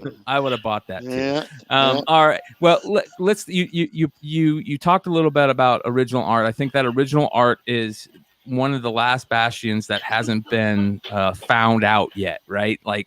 Don't get me wrong. The big ones are ridiculous money, right? We see the big ones ridiculous money, but there is so much original art out there that you could still get at a decent price of some of the greatest creators in comics, and not just in comics. I mean, some of these pieces are they're pieces of history, and I think that's one of the biggest things about comic collecting that people love is the historical aspect. I mean, we just got done seeing the Promise collection get talked about, right? We got done, and that brought in such a historical aspect to it. These things. Story. Yeah, absolutely amazing. These things are great, right? And the original art is a different level because talk about rarity. It's a one of one, baby. Thank you. Absolutely. One of each. So, I've talked this about with Ishvan before. And I'm a total rookie when it comes to art. Bill totally introduced me, and I hold these. I'm like, this is the only fucking one in existence. The only one. Yes. It doesn't matter the condition. Because you can't say, well, I'm going to wait for a better page 7 from that. No, there is only one fucking page 7, Either you take it with the tear or the little scribbles on it, or you don't own it. Yeah. And I started buying art, Bryan, this is going to kill you. Some guy brought in my store in like 1989, 90, a big stack of original art. And I really hadn't had a lot of exposure to it. And I was like, what is this? It's cool. And I'm thumbing through it. And I'm like, wow, this is really cool. This is the page that Jack Kirby worked on, these are Joe Sinnott's inks. And so I had these covers and splash pages and interior pages I had pages from Conan 1, and I put the covers up on the wall in my shop. I had this swinging wall kind of hung in the middle because I was just out of wall space. And I put $350 on these covers, $350. And I could get 0 takers. Are you kidding me? Nobody even showed the slightest interest in a $350 cover of a Marvel comic book. Absolutely unbelievable. That to me, well, I understand it. I get it. Nobody really cared for that stuff. I mean, it was thought about as kids stuff, right? I mean, even you could have went. Did you live here your whole life in Arizona? Yes, I have. Yeah. So when Spider-Man 300 came out, just a couple months later, there was a show here in Phoenix, and I wasn't living here at the time, but several of my friends were, and they went to that show, and there was Todd McFarlane set up, and he had the cover to Spider-Man 300 for $500, and he had the interior pages to the entire book, $50 a page. Wow! And there was no line at his table, and nobody was buying. That's a lottery ticket. Yeah. That is a lottery ticket. It's beyond a lottery ticket. It's so historical. We've talked to Dinesh about that. For those, I think Dinesh is the owner of that cover, if I'm not mistaken. And the amount of money that he paid for it is a crap ton. But I bet you he doubles that nowadays. Oh, yeah. And those covers sell for record breaking amounts all the time. But people forget that there's covers out there that are reasonable. I mean, I picked up I'm a huge fan of the Watcher. It's my top 3 all-time favorite characters. I just love the idea of the Watcher, and how he's this most powerful. You're a voyeur, closet voyeur? Is that what you're trying to It's the big head. It's the big head. No, I love the fact that this guy is the most powerful being ever, and he's just there to kind of be the historian and write it all down, right? And he's still that powerful. It ruined me when Original Sin happened because I was like, just how do they kill the Watcher? But I absolutely loved that Jim Chung Original Sin 0 cover. And so I hit up Jim Chung after I saw it in previews and said, hey, is that art still for sale? And you can still do that with a lot of artists nowadays. You can hit them up directly through IG. Hey, do you have any art for sale? Yes, I do. Let me show you where it is. So people out there that are hearing this that think the original art is really hard to get into. It's not. It's really not. There's a piece, for every budget, and I like it all. So because it's so, like you said, it's so unique. It's one of one, and so I do have like Millie the Model pages in my collection. Right alongside some Golden Age superhero Silver Age. Hey, Attila, stuff, and when I could afford it, because it was reasonable, I should have bought more, but woulda, coulda, shoulda. So now I'm really into it. It's like nothing makes me get freaked out more than being able to acquire, some badass page. I went to the LA Comic Show, LA Art Show in Redondo Beach last weekend. Yeah. And that's where I hooked up with Rob, and we were chatting, and I've met him a few times before through Marat Michaels, local guy. Yep. And Marat's good friends with him. And he said, hey, I said, when do you think you come and do a signing at our shop? And he's like, well, I'm on my 30th anniversary tour right now. What do you got going on this month? And I'm like, well, I got Jerry Conway coming on the 10th. He said, well, I'm going to be in Orlando. Okay, I'll be there on the 24th. And I'm like, yes, absolutely. And here's Rob, who's, like you said, he's polarizing in some ways, right? But he's a legendary creator, and he's still cranking out art, and he's still buying art. I traded a Jim Starlin page as part of a package to get a cover from a guy. And right after I finished the trade, Rob says, I'll take that.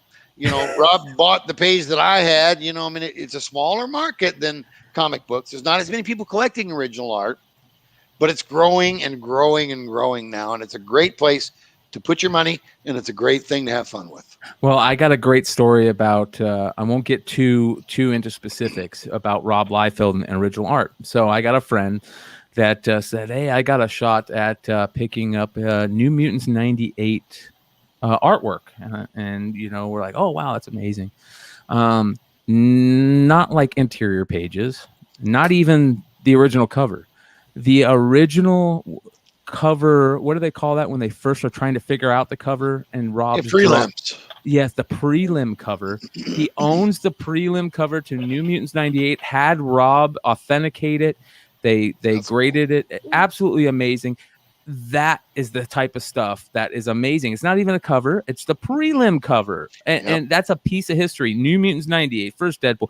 That's the type of stuff that I absolutely love. Hearing stories like that, hearing these already 101s that are just absolutely like what we call them bangers. They're absolute bangers. You can't denounce them. And that being, you also brought up about Rob being kind of polarizing. Listen, everybody has their things, right? Rob can kind of get when you take shots at somebody, I don't care who you are, if you're human, you're going to feel a way about it. And Rob is a big target for a lot of comic book people. Here's the thing that I think people forget.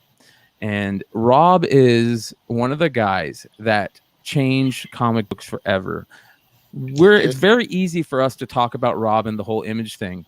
A lot of these people don't know that story. A lot of people that are coming up and collecting don't know the story about that crew and what they did and how amazing it was that that they pulled that off.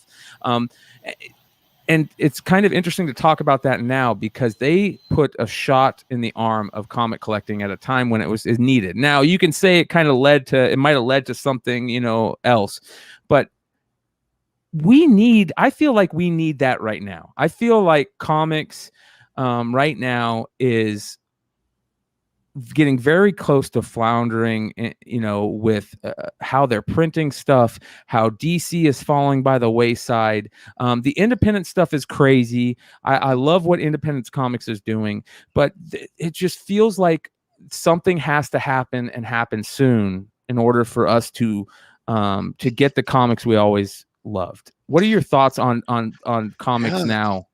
No, you're right on the money there. That was I really enjoyed listening to you spell that out because it made me think back to, June 1938, boom, Superman emerges on the scene. Everybody's going to create superheroes, right? It was a watershed moment for comic books. They'd started in 1933, and they were cranking out crime stories and things like this, reprints from the comic book, from the newspaper strips. And, bang, Superman's here. Creates a golden age, lasts all the way through World War II. Then it became the atomic era. Everything was about monsters in space. If you put a monster on it, put a spacecraft on it, it's going to sell. Then, in the mid to late 50s, Julie Schwartz and company came out with, let's take those old superheroes we had in the golden age, repurpose them. We had Jay Garrick as the Flash. Now we got Barry Allen. Let's get rid of the stupid doughboy helmet. Let's put him in in this red suit. And they did it with Green Lantern. And all of a sudden they have a Justice League. And Stan Lee and those guys took notice of that. And we have Fantastic Four. So then was the Silver Age sprung from that. It became all about superheroes again. Then we already discussed how it became grittier in the 70s. It became more realistic. And then in the 80s, it kind of, it lost its way a little bit. They started coming up with the new universe and some of this crap. And just some real junk came out in the 80s. Now, there was some good stuff that came out in the 80s in the indie world, like Teenage Mutant Ninja Turtles, Cerebus, and stuff like that. But you're right. It was Rob Liefeld and Todd McFarlane and guys like that, Jim Valentino, Jim Lee, these rock stars at Marvel, right? They were 18, 19 years old. These were kids. Yeah. And, all of a sudden, they've got these big books. They're doing X-Men. They're creating X-Force, and there was a new age. I owned a comic shop when those books came out. And I couldn't believe how many we were selling and the types of people that are coming in the store. Can you talk about a little bit about that specific time? Because I don't remember that time. Even though I was collecting, I wasn't old enough to put that in my memory bank. And I love hearing stories about that time. We were talking to a guy on the who's part of the channel a couple weeks ago, and he was talking about working in a comic shop at that time and seeing people line up around the shop twice over to meet these guys, and they've never had a line at their store before, like that, like anywhere near that. And the Image guys come in, and it's just pandemonium. Had to be absolutely amazing. It was the age of the creator artist. That period was, for sure. More power was given, like it is in sports nowadays. In the NBA, if you're one of the max contract guys, you can get a coach fired, right? You can, get a whole team remade or demand to be sent to a super team. And in those days, the Rob Liefelds, Todd McFarlane's, Dale Keown's, you remember that guy? Oh, yeah. And Eric Larson and Jim Valentino and those cats, Jim Lee, those cats, you're showing them in the picture there, they were the kings, man. They were calling the shots. Yeah. And everything they touched was golden. I remember sitting up at a mall show during that time period, and Dale Keown was doing Hulk. And there was these 13, 14-year-old kids going through, and they're like, Keown. They pulling out every Dale Keown Hulk they could. I had in my box to buy. And if you had Jim Lee, if you had Todd McFarlane, the guys in this picture, they were the kings. And then they had this beautiful, marvelous idea. Let's create our own company. Let's create Image, and maybe that was sort of a narcissistic title because they were built on their image, but I guess it worked, and it exploded. And, we were selling, 50 of this title, and all of a sudden we're selling 250, and DC's countering with Death of Superman. Talk about lines around the store. I had people standing for 3 blocks online to pay $25 the day that the comic came out. I never even let them in the shop. I'm just standing there at the door with cases of Death of Superman in the bag, selling them at $25 a pop all day long. Now they're still worth $25. But those people thought, and then they were going to go to college with yes. But which is scary. It's scary that, talking about that, a lot of people, I feel like, are that thought process is kind of starting to come back. And it makes me kind of scared a little bit to say, whoa, Nelly, like, let's slow down a little bit here. Let's think about how we're doing this, because there's some companies out there that I don't know if they just want to print more books or if they want the hobby to continue. Sometimes money is Rick James said, cocaine is a hell of a drug. Well, so is money. And especially when you can just keep printing that stuff out. We talk about this a lot. I mean, we had a really great discussion on another show last night, Drunken Chat, talking about the way that comic books are printed nowadays and how it's so hard to get a print run, a stated print run from publishers. Has that always been the case, Bill? No, I used to be able to. You knew exactly how many. I mean, it was printed in the trades. You could see it. That is absolutely crazy to me. I mean, we knew that 5 million copies of this, 2 million copies of that. I mean, you could track the sales volume. And believe it or not, even in the people think the Marvel Age of Comics, Fantastic Four came, DC was dead. Wrong. Superman, Jimmy Olsen, and Lois Lane were still selling way more copies than Fantastic Four was. Way more copies than Amazing Spider-Man was. It wasn't until 65, 66 when Marvel was no longer being sub-distributed by DC. They could only print so many titles because DC was their distributor. Yes. You imagine competing against a company and they're saying, hey, sorry, man, you can only put out 7 titles. And so when they finally broke free and they went with independent distribution, then the Marvel age happened and it exploded and titles came out. What I worry about now is, because I've seen this movie before. I remember in the mid 90s, the chromium covers, the die cut, the scratch, literally the scratch and sniff covers. Yep. We had Ren those. and Stimpy. Ren and Stimpy, smell. Oh, that smells like shit, and because it was. It was, yeah. Somebody wiped their ass with the comic book and, and they did it, and so I'm seeing it now. And, when I have this conversation, debate, discussion with Ishvan every month, he knows how much I hate the monthly order. I want to strangle him when he says it's time. It's not his fault. He's doing his job, but I still want to choke the life out of him, because I know I'm going to see 52 number ones from Marvel, and each one's going to have 70 variants. Yep. Fuck that. Yep. I'm not supporting that shit. At Fantastic Worlds Comics, people come in and say, "Oh, did you get the 1 in 500 variant?" No, and I never will. It's too hard right now. I think that Marvel right now rules the waves. They right now they can do that stuff as much as they want. But then you have these other companies who are printing just these mass amounts of books too. They're doing the same thing. I know this whole Berserker. People Who's are buying talking that? Who's buying those Berserkers? Who's buying? Ishvan, how much press do we see on Vampirella and Deja Thoris and stuff like that? I like them. We can't sell a one, but they managed to put out 50 variants a month. Somebody's buying them. Yeah. Well, are they sitting in boxes unopened? Maybe. That's the question. See, this is the. But what do you think the two top selling titles are right now? Fantastic Worlds Comics. That's a great question, because that's something we were going to get into. We were going to talk about the top selling titles of this week. That's one of the things that we love having Ish on for, is because we get a direct vein into a comic shop and what's really happening, right? That's the important thing. A brick and mortar comic shop, which is another conversation I want to get into here in a little bit. But what are the top 2 selling titles at the store, Ish? Amazing Spider-Man, Ishvan, right? Yep. And Batman. Yeah, I'm not surprised. And then X-Men. Right? Yeah. And everybody hates the X-Men, but they still buy it. Yeah. Yep. Well, we talked about this last week. We have a lot of loyalty to like Action Comics, Superman, Detective. A lot of our older customers very loyal to those comics. Yeah. The question is, how many of them are reading them?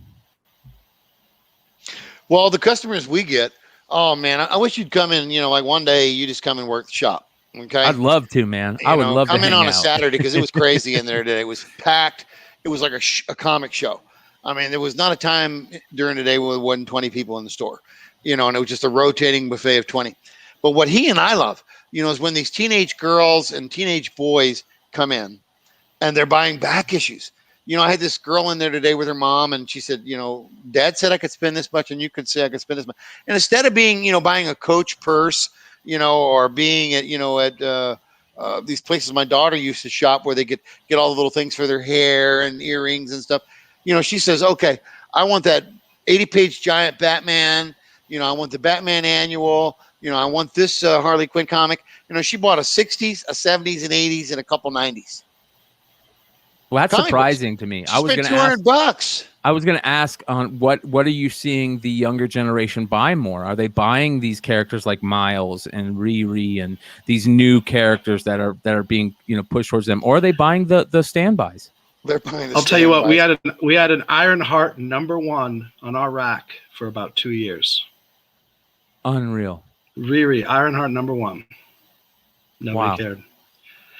But if yesterday, I put a 70s FF in front of him, she's going to buy it. Yesterday, a kid came in. He was maybe 11 or 12. He bought a Conan the Barbarian off the wall. And his mom said that's his first comic, and he's been looking at Conan, and and he was like, "I'm ready for some Conan." That cool. Was just great to see. For me and Bill in particular, as big Conan fans, just seeing this next generation. And even if it's just one kid, that's how it starts. One of the things that we deal with a lot, because it's how it is nowadays, and that's non brick and mortar retailers, right? We have a lot of people part of the channel that consider themselves retailers, but they're non brick and mortar, and that.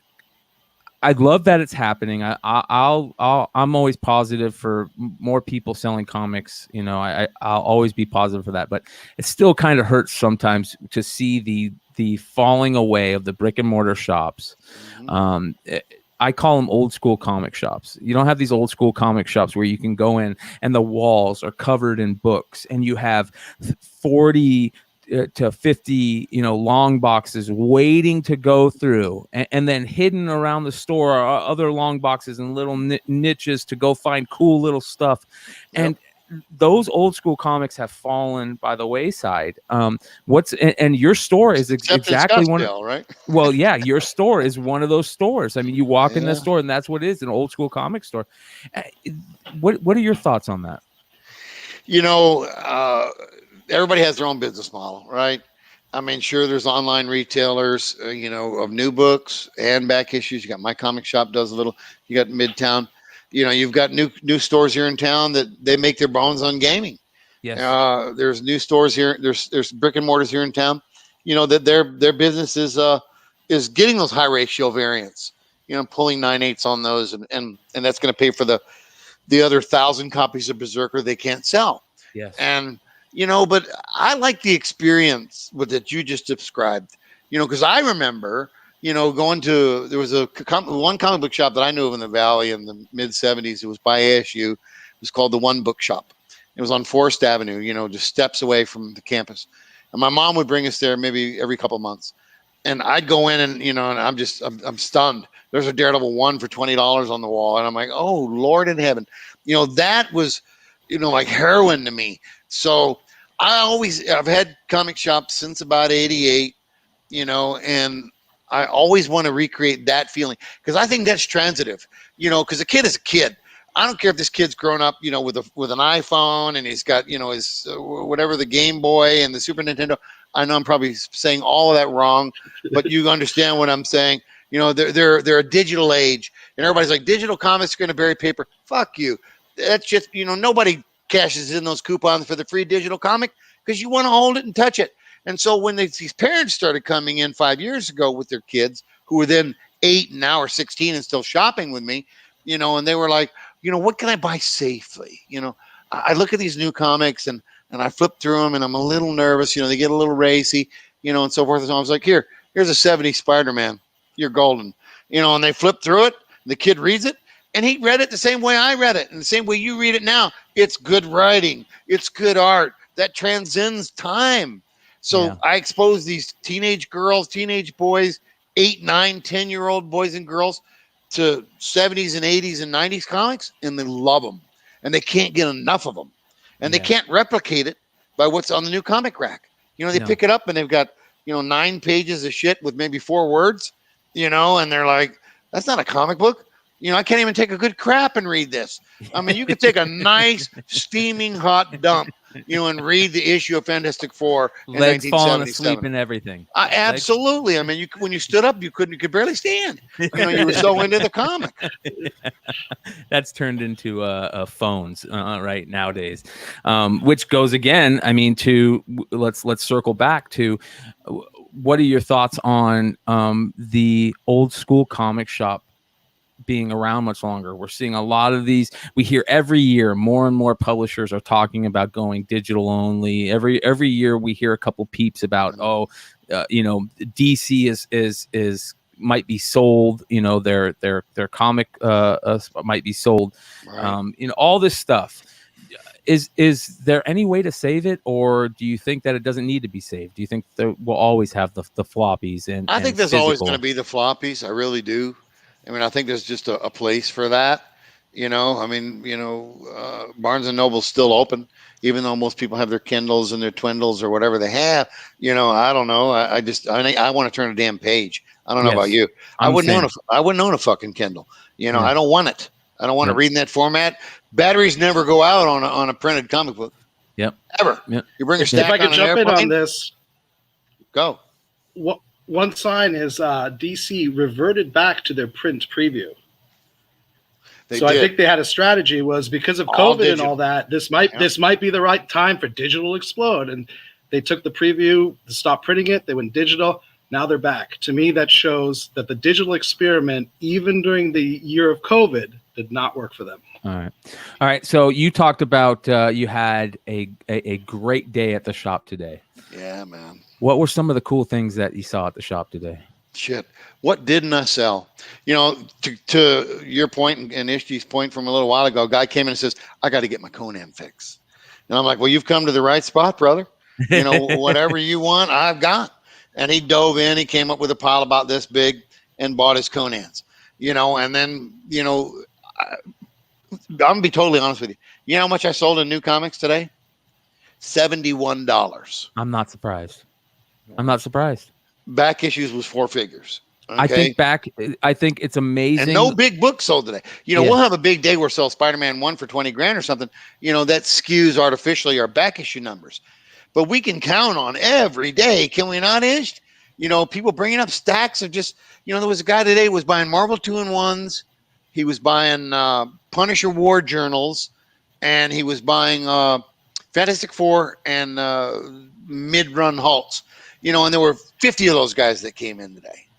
And people were buying tchotchkes and toys and pops. Jesus, Lord have mercy. I could sell 200 pops a month. You sell a lot of pops. I think pops is crazy. I think I never thought pops would catch on. And even myself, I'm like, man, I want to start collecting pops. So some of them are actually kind of cool now. I mean, I've got a few, you know, I mean, I have a few. I mean, I don't collect much anymore. Ishvan, you know what? This one is so cool. Sam. Yeah. Is that why is this one so cool? Tapestry? Is that the tapestry figure? That's the tapestry. They only made 1,701. When did you get this? Is this something that you got recently? It came in today. See, that's what I'm talking about. That is what I'm talking about. That's why brick and mortars will always survive, because I like buying twice as much as I like selling. Do I not, Ishvan? Yes, absolutely. I hate buying a key book and some son of a bitch comes in the next day and buys it. There's nothing like that wall fodder, that stuff that you can throw up on your wall. And it's like I'll put a price on it sometimes to protect it, and some guy will come in and say, you know, you got any room? No, I really don't. And then that ruthless bastard will pay my asking price. Yeah, especially nowadays. Are you seeing a lot? What's the saying, Bill? Is today's sticker price is next week's bargain. Yes. Yeah, 100%. That's right. Are you seeing a lot That's kind of been our MO. Are you seeing a lot of first-time comic people over the last year? Oh, God. I mean, we have to go through the whole, indoctrination process. I really want to get into comics. I don't know where to start. So we got to break it down. Well, what do you like? Well, I kind of like Batman, or I kind of like Wolverine. Okay, now we've got to focus. What is your budget? And we have to go through this whole spiel with them. What is your goal? Do you want to be a reader? Do you want to be a collector? Are you an investor? Or all of the above? And then I can help steer them in that direction. I want everybody's experience to be a positive one, whether they're coming in to buy or coming in to sell. And, there was a guy that came in the other day, bought a great collection from, I don't think anybody has more collections in the Valley than we do. I am a magnet for comics. I mean, I was living in Philadelphia for 2 fucking weeks and found a 20,000 piece Golden Age collection. And there were dealers around me, who had been mining that area for decades. I'm there 2 weeks by this collection. They just find me. Ishvan's stunned. He comes in on a Monday. He's like, where the fuck did this come from? I bought it on Saturday. They came in and, there's no, when we you went to the show, right? You were at the show at the American Legion Hall. And the big dealers in the room a couple of months ago had nothing, right, Ish? And we had everything because they rely on going to shows to buy comics. Actually, one of them came to our shop to stock up. He did. Show inventory. Let's talk about that a little bit, because I think the show aspect is something that's very important, especially right now. We're starting to see places open up. We're starting to see more shows. People start to feel more comfortable going out and being at shows. Not just shows. I mean, we're seeing it everywhere. I had a friend who, Kyle, one of the hosts on the show, was at Mission Beach and a couple weeks ago, and he said it was crazy. And so people are starting to get back out there now. Cons is, to me, one of the best experience about being a comic collector is comic conventions. There's something about a comic convention. There's something about being able to go to hang out with fellow comic nerds, like-minded people. Yes, and it becomes like a family atmosphere after a while. And we haven't had that in 2 years. Oh, I miss it. And one of the things that I really miss that I like what you guys are doing with these smaller shows is we don't have these smaller, VFW hall shows, banquet room shows as much as more. I remember growing up and there was a show once a month, twice a month, every month. And they were decent sized shows. You had 100 tables or 50 tables, and it was wonderful. Can we get back to that point? And if we can, do you have any plans of that in Phoenix? Yes, if somebody else doesn't, I will. I've put on 2 now, and I did it in New Orleans too. I mean, it grew from a travel lodge, 10 dealers, 20 dealers, kind of thing, but still. I remember one of the big dealers, guy that owns Bedrock City, owns like 5 shops in Houston, Richard Evans, longtime friend of mine, 30 plus years.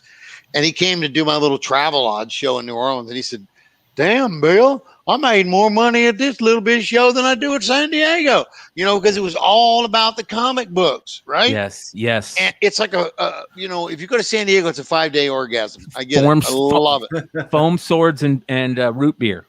And, cosplay. Mm-hmm. Yeah. And, so you got to stay in halls A and B for the comics. I really think they should take all the original art from hall, what is that, like fucking E, and move it down there with the comic books, and you can have the pavilion. And I've talked to the guys at Fan Fusion about that. They came in and, I used to set up at Fan, what used to be Phoenix Comic Con. Then they've changed it to Fan Fusion now. And I'm like, why don't you guys just, put all us comic dealers in one area? And you know what their response was to me? You guys don't matter to us. You're not why we do the show. I'm not surprised, Bill, at all. That is so frustrating. That's one of the most frustrating things. And that's one of the reasons why I brought it up, because I feel like there are certain shows. We know certain shows around the country have always been comic book shows, right? Baltimore, North Carolina. Heroes, Yeah. I mean, there's certain shows that are always just comic book shows. And there are other shows where you're going to spend most of the time looking for the comic boxes. Trying to find the dealer. Where's the dealer? There's the sword guy. There's the mood ring guy. Where's the comic guy? Yeah, I want to go look through $1 bin. Guy. Yes, that's what we need. In my shop, and when I do shows, there was a show that I used to do in Dallas. A guy named Don Maris, but it was called the Big D Super Comic and Collectible Show. I dug it for 2 reasons. One, because I could drive there and do the show, and then hang out in Dallas for a few days before San Diego was the very next weekend. And then drive to San Diego and do the show. But Don had a rule that you couldn't sell anything in the hall pre-1980. Wow. That's cool. That's really cool. You were going to find cool shit when you walk in that room. Yeah. And they still do them. I mean, there's that there's a Golden Age show, right, that they did every year in Long Beach. That was a great show. That people, real collectors would just salivate to get to every year. Those are the shows that we need more and more. And I'm hoping that with the influx of all this money that's coming in and all these new collectors, that we're going to see more of those shows. That's what I hope we get.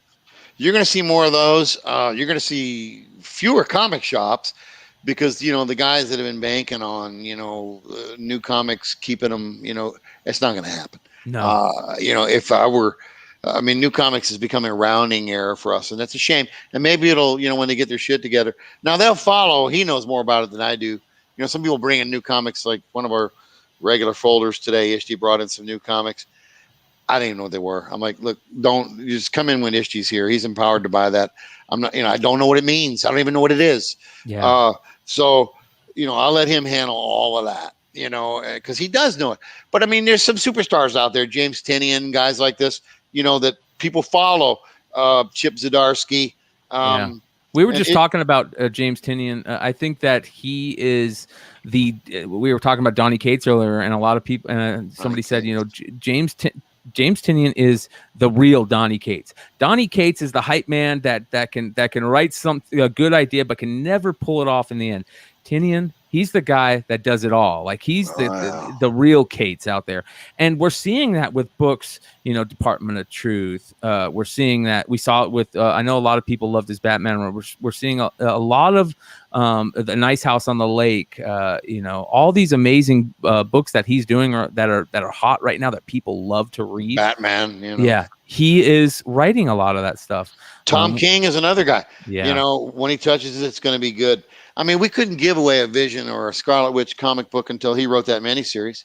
Yeah. And then everybody had to have it. Yep. You know, we were selling through on that. So I think, you know, editorially, you know, there's a guy in town here who's a longtime editor. He's retired. Bryan Augustin's a good friend of the shop. Yeah. You know, I wish he'd come in more, but COVID kind of scared a lot of people away. He's coming for Conway next week, though.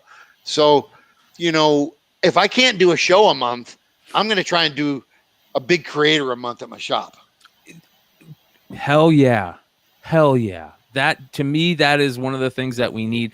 I love the fact that sometimes you can walk into a shop and there'll be a creator in there going through boxes. I love when I see you talk Murat Michaels, like it's one of the guys I love. You know, you'll see him around shops here, or you know, these guys. Brian Polito. Brian Polito, yeah. Like you see these guys.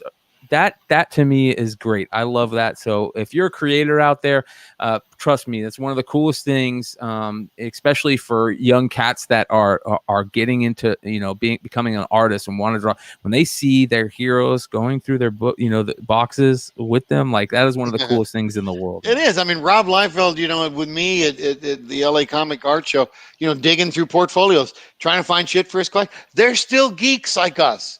You know, just because they become celebrities and they didn't stop loving it. Yeah. You know, I mean, I've known, you know, a lot of the old time artists, writers, you know, were good friends of mine, you know, hanging out, getting plowed and stuff, you know, and I've gotten to know some of the young guns too. I'd like to get to know the James Tynions of the world, you know, and guys like that. You know, people always say, you know, Alan Moore and, you know, fuck all that shit. You know, I want to get to know some of these new guys too. Sure, Alan Moore is great, but he's an egotistical prick. Yeah, he thinks no one has done anything since him. Yeah. And he's wrong. He's dead wrong. They've surpassed you. You know, so these guys got to get a grip. You know, someone told me the other day that I think Ishwan said that Barry Smith was bitching about somebody not being worth a damn. And I was like, ever since he put Windsor in his name, he can't draw anything. He can't. I mean, I was pricing some Wolverines the other day, you know, and there was this Barry Windsor Smith Wolverine cover, and it looked like a 6-year-old drew it. I mean, you know, Ishvan, you'll appreciate this. So you're a Star Wars fan, right? Oh, yeah. So today, you know, I bought a complete run of Star Wars. Complete run. Some of the hottest, some of the hottest books on the world right now. Star Wars books. We've sold so much Star Wars in the last year. The whole run came in today, 1 through 107.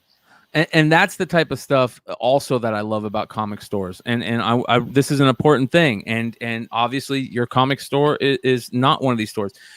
Listen, you guys, one of the most important things about going into a comic store is knowing that there's a chance that there is new inventory and back issues in there for me to go through. If you're a store that is not able to change up that back inventory on a semi-regular basis, you're missing out because and you're probably going to be out of business. Yes. That is one of the most amazing things is knowing, like I asked one of the giveaways that we did on the show one time was to ask people, what is the most amazing thing about walking into that comic store every week? And one of the guys said, knowing that I could walk in and there's new back issues in there that somebody that they just got or they pulled out from their warehouse, that I can go in and find new treasures. And that to me, yes. Yeah, man. Yeah. You know, and we like to salt little Easter eggs in there. You know, I'll get a low grade copy of a super hot book and put it in the long box. Yeah. You know, like, you know, Hulk 340. You want to talk about a good, you know, McFarlane cover, right? Yeah. You know, and you can see the reflection in the claws, you know, of the Hulk coming at Wolverine. You know, I stuck a low grade copy in the box and, you know, and somebody found it. Then the next time I put it in the, you know, I have those little box caps on the front and I stick, you know, one of the comics in there. Uh-huh. And, you know, Duncan Ishvan, he was like, is that for sale? Is that really like $10? And I'm like, yeah. And he's like, boom, you know, so yeah. And that's another fun. thing. Yes. I don't want to ask for I don't want to make every penny I can out of every book. Okay. I use the Overstreet price guide, not GPA to price 98% of my inventory. Yeah. Here's a really big question that I actually want to get into. We're gonna talk about this a little bit here, and perfect timing. TLC Comics one. Thanks for the super chat. TLC Comics says Blackstone hedge fund gearing up to destroy CGC comic grading industry. Now, for those of you guys, that's false. For those of you guys that don't know, Blackstone, BlackRock, I think they call it, which is a joint venture, Blackstone and Rockefeller Records. Jay-Z, of course, the hip hop artist, just purchased CG, or the umbrella company or the parent company for CGC Comics. A lot of people are talking about this right now because it literally just happened the other day, and it is a big news. It's a big shot in the arm for our hobby and comics in general. Now, I know a lot of people. There's a lot of people that are looking at it that way. That all we're going to get out of this is higher prices, longer waits, and this and that. What are your thoughts on that, Bill? Well, I mean, could there be any longer waits than they are now? I mean, I think I submitted some in the Cretaceous period. I'm still waiting on them. So, no, I know I can bomb. The guy that sent the letter out from CGC, and Matt Nelson, who is the head grader at CGC, and he's the guy that invented intact pressing. They bought his company 5, 6, 7 years ago. And so the in-house pressing and in-house restoration. They put all that under one umbrella, right? In the CGC family. Matt was my Ishvan. Matt ran my comic shop from when he was in high school through college. And, we were there every day, buying collections that were amazing. He was there when I bought Action 1 through 23 from a little old lady.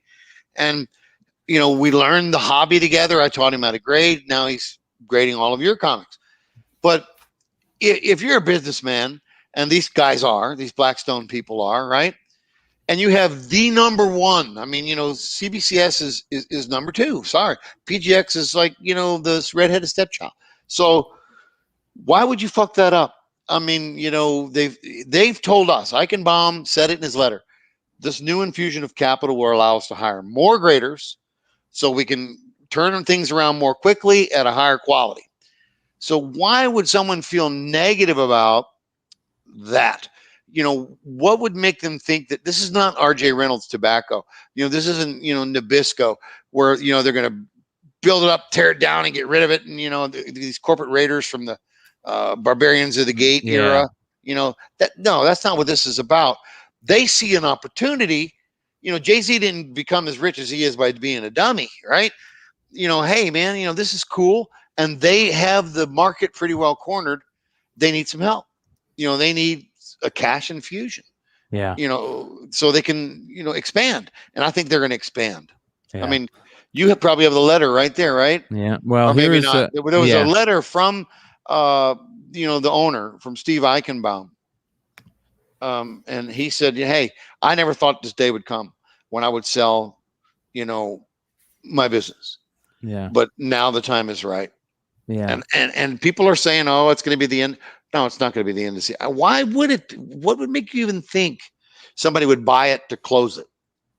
I agree 1,000% with you. I think that I get it that their job as an investment company is to make money, and I know that a lot of people look at that the wrong way. They, there are some things to say about that. I get that, but I agree 1,000% with you, Bill, that they are there to make money. Like, yes. They're not going to do anything to mess up the whole deal. I would hope not, especially with how things are going. They're at the top of they're the king of the hill, right? They're top dogs, like you said. They're sitting so pretty. And I'll be honest, a lot of people, as a matter of fact, our channel's filming another show right now where that's the topic of the discussion that should be playing in the next couple of days. But that is one of the things that's been talked about for a while is CBCS and CGC, and 1 year people talk about CGC like this, and the next year CBC like this. Well, CGC has over the last couple of years has just took a strong lead, and CBCS has some things that they need to do. Now, what those exactly are, I don't know. It's hard to build consumer confidence, and it's funny because Steve Borak was, the first primary grader at CGC 20 plus years ago. Yes. I've known him a very long time, and you'd think that him bringing that level of expertise and credibility to CBCS would have been enough, but it wasn't. I mean, people, they still buy from Amazon, out of habit. There's some things you just do, and CGC seems to be, the standard. Yeah. I mean, I don't think the grade, I know Steve Borak can grade well. Okay. He's a great grader. He's wonderful at restoration detection. Now he's not grading every book, I hope, or their turnaround times would be a billion years, but CGC, like you said, it's what they've done in the last few years is nothing short of amazing. How many millions now of comic books they have graded. And we even commented, we made a verb out of it to get a comic CGC'd.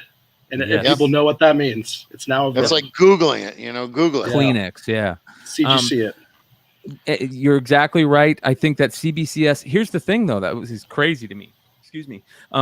CBCS came out the gate. Man, they were just flying, and people were talking about their turnaround times were great. Their grading was at a higher standard, and it was harder to get higher grades with them because they grade harder, this and that. And I remember people talking, especially in the speculator community, heavy. CBCS is a place to go, and they fell so fast. I can't figure it out what happened, other than they went through a period with long turnaround times, this and that. Well, remember when Beckett bought them and they moved from Sarasota to Dallas, somebody didn't plan those logistics out very well for business continuity. And, that really hurt them. That tarnished the brand. And it's hard to reclaim territory that that you've won before and now you've lost. So here's something I've always wondered about, and maybe it's just one of my own personal conspiracy theories. And I've talked to both Borak and, Matt Nelson, and neither one of them, of course, would. And I want it's like there's no camera, there's no microphone. Let's just be straight. So if you're a grading company and your submissions are down, one way to get submissions back up is to loosen your grading standards. Because the uninformed buyer wants the 9.8 in the corner and the 9.6. So I got a 9.4 sitting in front of me, and I know it's a 9.4, but I'm going to put 9.8 on this bad boy and make Bryan happy. And then when you get too many submissions, dial it down some, make it harder to get a 9.8, because now you can't handle the amount that's coming in. And if people tell me that they're consistently great, I know it's bullshit. Because we had a guy brought in a Hulk 181 to me, and people bring in and submit stuff to me all the time, and they're like, first of all, should I? Bill, is the juice worth the squeeze for me here? Is it a good investment for me to spend the money to get this thing graded up, pressed, whatever, dry cleaned? And I'll be honest, man, no, you're better off selling this thing raw. You're going to spend all this money, wait all this time, and it's not going to be worth it. But this guy brought in a 181 Hulk, and you should always probably slab a 181 Hulk. At this point, yeah. But the book, had some long creases on the cover, very heavy creasing. My friend Tony and I looked at it, and we were like, 4.5. Came back a 6.0. I mean, and I'm always like, Ishvan, how many times people come in and say, you think I'm going to get a 9.2? You're going to get a 9.0. Comes back a 9.0. What do you think I need to get? You're going to 9.6. They get a 9.6. But this guy got a 6.0 and a 4.5. Of course he's going to send more books to them. I wouldn't buy it. You got to buy don't buy the label. Buy what's in the fucking case. Yeah, I think that's a big deal. It's been a big deal for a while, but it's becoming more and more clear. But here's the question, because there are people over there. I mean, Matt Nelson's one of the most stand-up guys I've ever met. Good dude, and we have Matt on the channel light. As a matter of fact, Bill, the plan was to surprise you. I had hit up Matt and said, "Hey, Matt, we're having Bill on," and he was out with the family doing fireworks, and he said he was going to try his best to make it, so he might still pop on. That would drive me crazy. Yeah, that's my boy. I mean, he's like my little brother. I raised him since he was 16 years old. And that's what I mean. So there are people over there that I trust implicitly, but there's also people over there that are getting taught how to grade books that have never known how to grade books before, and probably don't have any interest in it either. Exactly. It's a paycheck. Yes. I mean, and it's I learned it through years and years of trial and I'm tight. I'm strict. But I've loosened. Because I want to be able to tell my customers if they're submitting to CGC what they're going to get. So I have to loosen my personal grade to hit the CGC number on the nose. Now, when you buy from me in the long box, you're getting a Bill Ponsetti grade. Yeah, I saw somebody put in there said that they probably need to do a West Coast. I wish they would. I don't know. One of your listeners here said, why don't they open more branches? I think that's a great idea. Put one on the West Coast. They have one in Florida. It'd make it a lot easier. And you could soften the workload on Sarasota. They're going to sink into the ocean. They're putting so many graders in that building. Oh yeah, and it was funny. We the last time we had Matt on was couple weeks after a week after they announced the Promise Collection stuff. And sorry, my dog's going crazy. The Promise Collection stuff, and they had 5,000 of some of the greatest books ever that they're over there grading on top of everything else, right? And the grading community is going wild. We just, as a matter of fact, at that same time, we had PSA announce card grading was put on hold. Beckett Grading did the same thing. So all these grading places are just overwhelmed, completely overwhelmed. They are. It's absolutely unreal. So your cohort there, Sam, the movie mechanic. I mean, if you're going to make a movie now and you want to make $1 billion, what genre does it have to be? It has to be comic book. Thank you. So as long as they keep cranking them out, and the shows on Disney, you got Loki, you got WandaVision, you got Winter Soldier. I mean, they're going to keep cranking it out. That's driving more and more people to read. I mean, you want to make a rom-com? You better be prepared to lose money. Well, that's an interesting question, because we were talking to Sam earlier. Sam is not a comic book guy. He is a comic book a movie and TV guy. That's how he got into this. And it's very interesting to see that. It's obvious why it's there, because this is great material. People love this stuff. And there's so much. The catalog will never run dry. Yes. And I think that's the best part. But I also think that one of the problems, and Feige and unfortunately Disney I can't blame them for this, because they do exactly what they need to do. But a lot of these big production studios aren't going to the comics and saying, okay, we already have the story, a good story here, let's build around the story. They got to change everything up. And it's so frustrating sometimes when that happens. But Feige and Marvel, for us, but not for John Q. Public, who never read it. Yeah, you're right. But don't you think a lot of these stories are good enough that John Q. Public would? They are good enough. Did you watch the Titans TV show? No. Sam, you had to have, right? Oh, yes. Sorry. Yes. No. Sorry, Bill. That was I apologize. Yes, HBO the Titans. Max. Yes, that was. A great show. The best DC stuff put out. And Ishmael's not watched a second of it because he's on his 12th viewing of The Sopranos. Now, but that's another story. But Many if you're a Saints in New York comic book fan, you know that Titans' first couple seasons, Sam, was based on the Judas Contract storyline from the Titans comic book. Yes. So they took the source material and they said, this shit's good enough. It's good just the way it is. Let's just adapt it to a teleplay and make the show. And it was awesome. Yeah. Mm-hmm. What did you, Sam? Did you see the Titan stuff? You saw it? Oh yeah. Yeah, it's very good. Very, very good. Yeah, especially being for somebody who isn't doesn't know the original source material as well as we do. Yeah, I mean, I don't know tons of comics, but I do have a signed Mark Bagley right here. Oh, woo-hoo! Nice. So you're a comic guy. Get out of here. Get out of here. So, what I said was I was a noob, and that is true. I am a noob.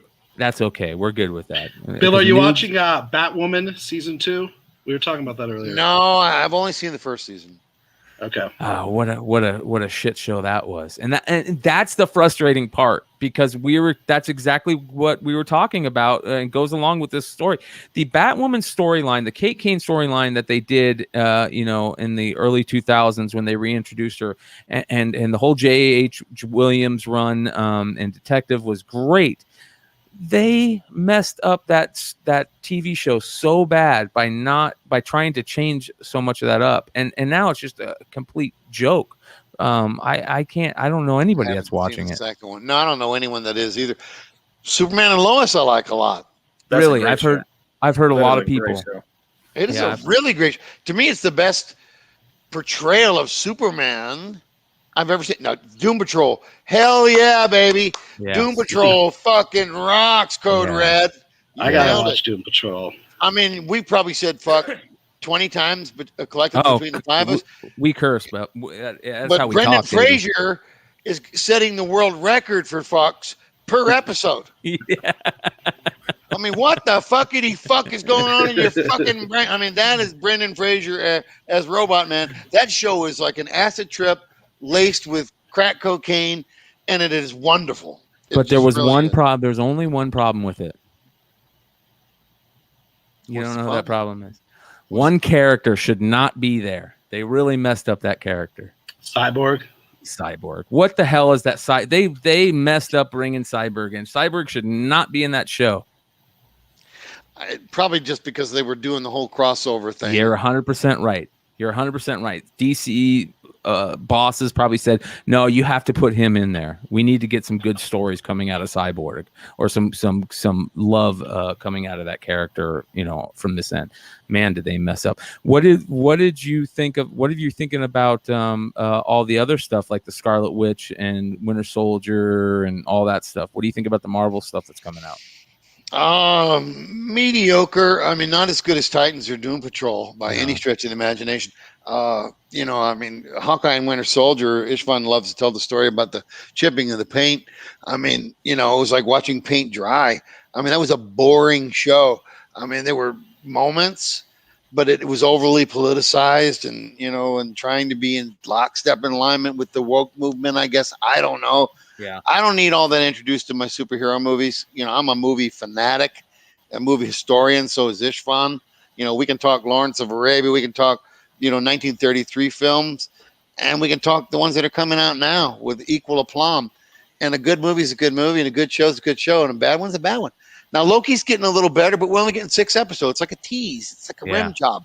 I mean, come on. Yeah. Give me, what happened to 24 episodes? Yeah. Yeah.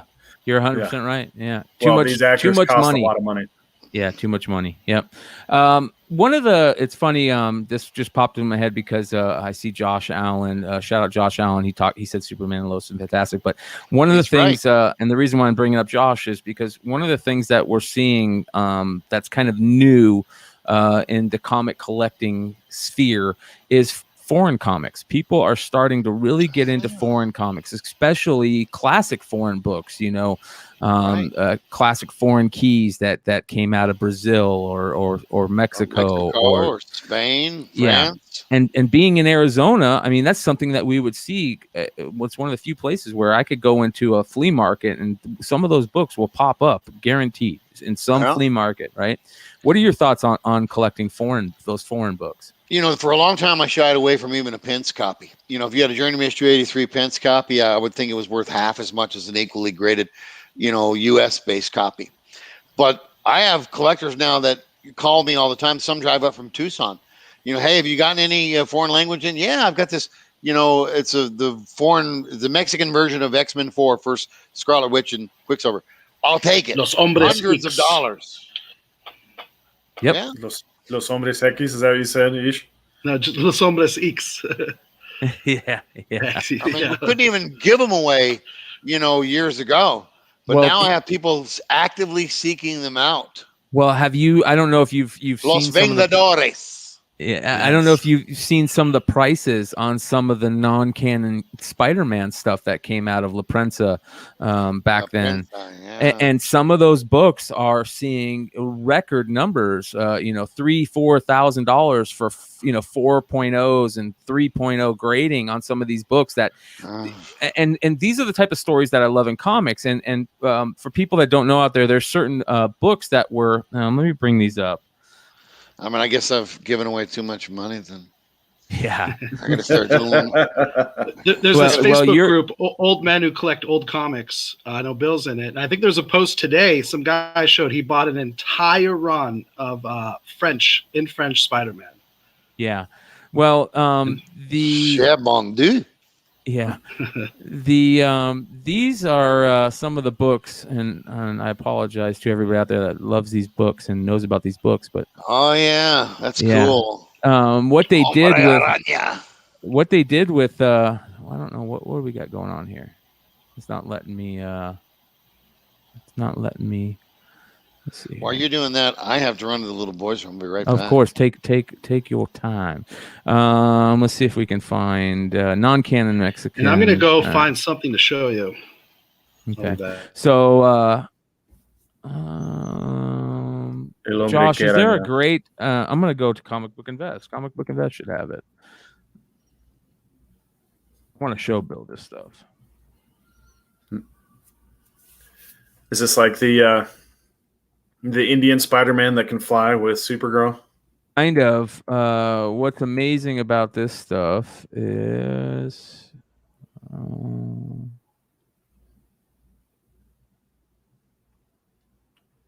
why is this so hard to find? Because it's it's harder to find the link than it is the book. This.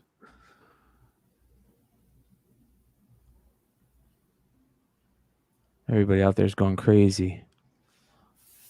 Josh is yelling at me. He's like, "There's this. It's here. It's right here."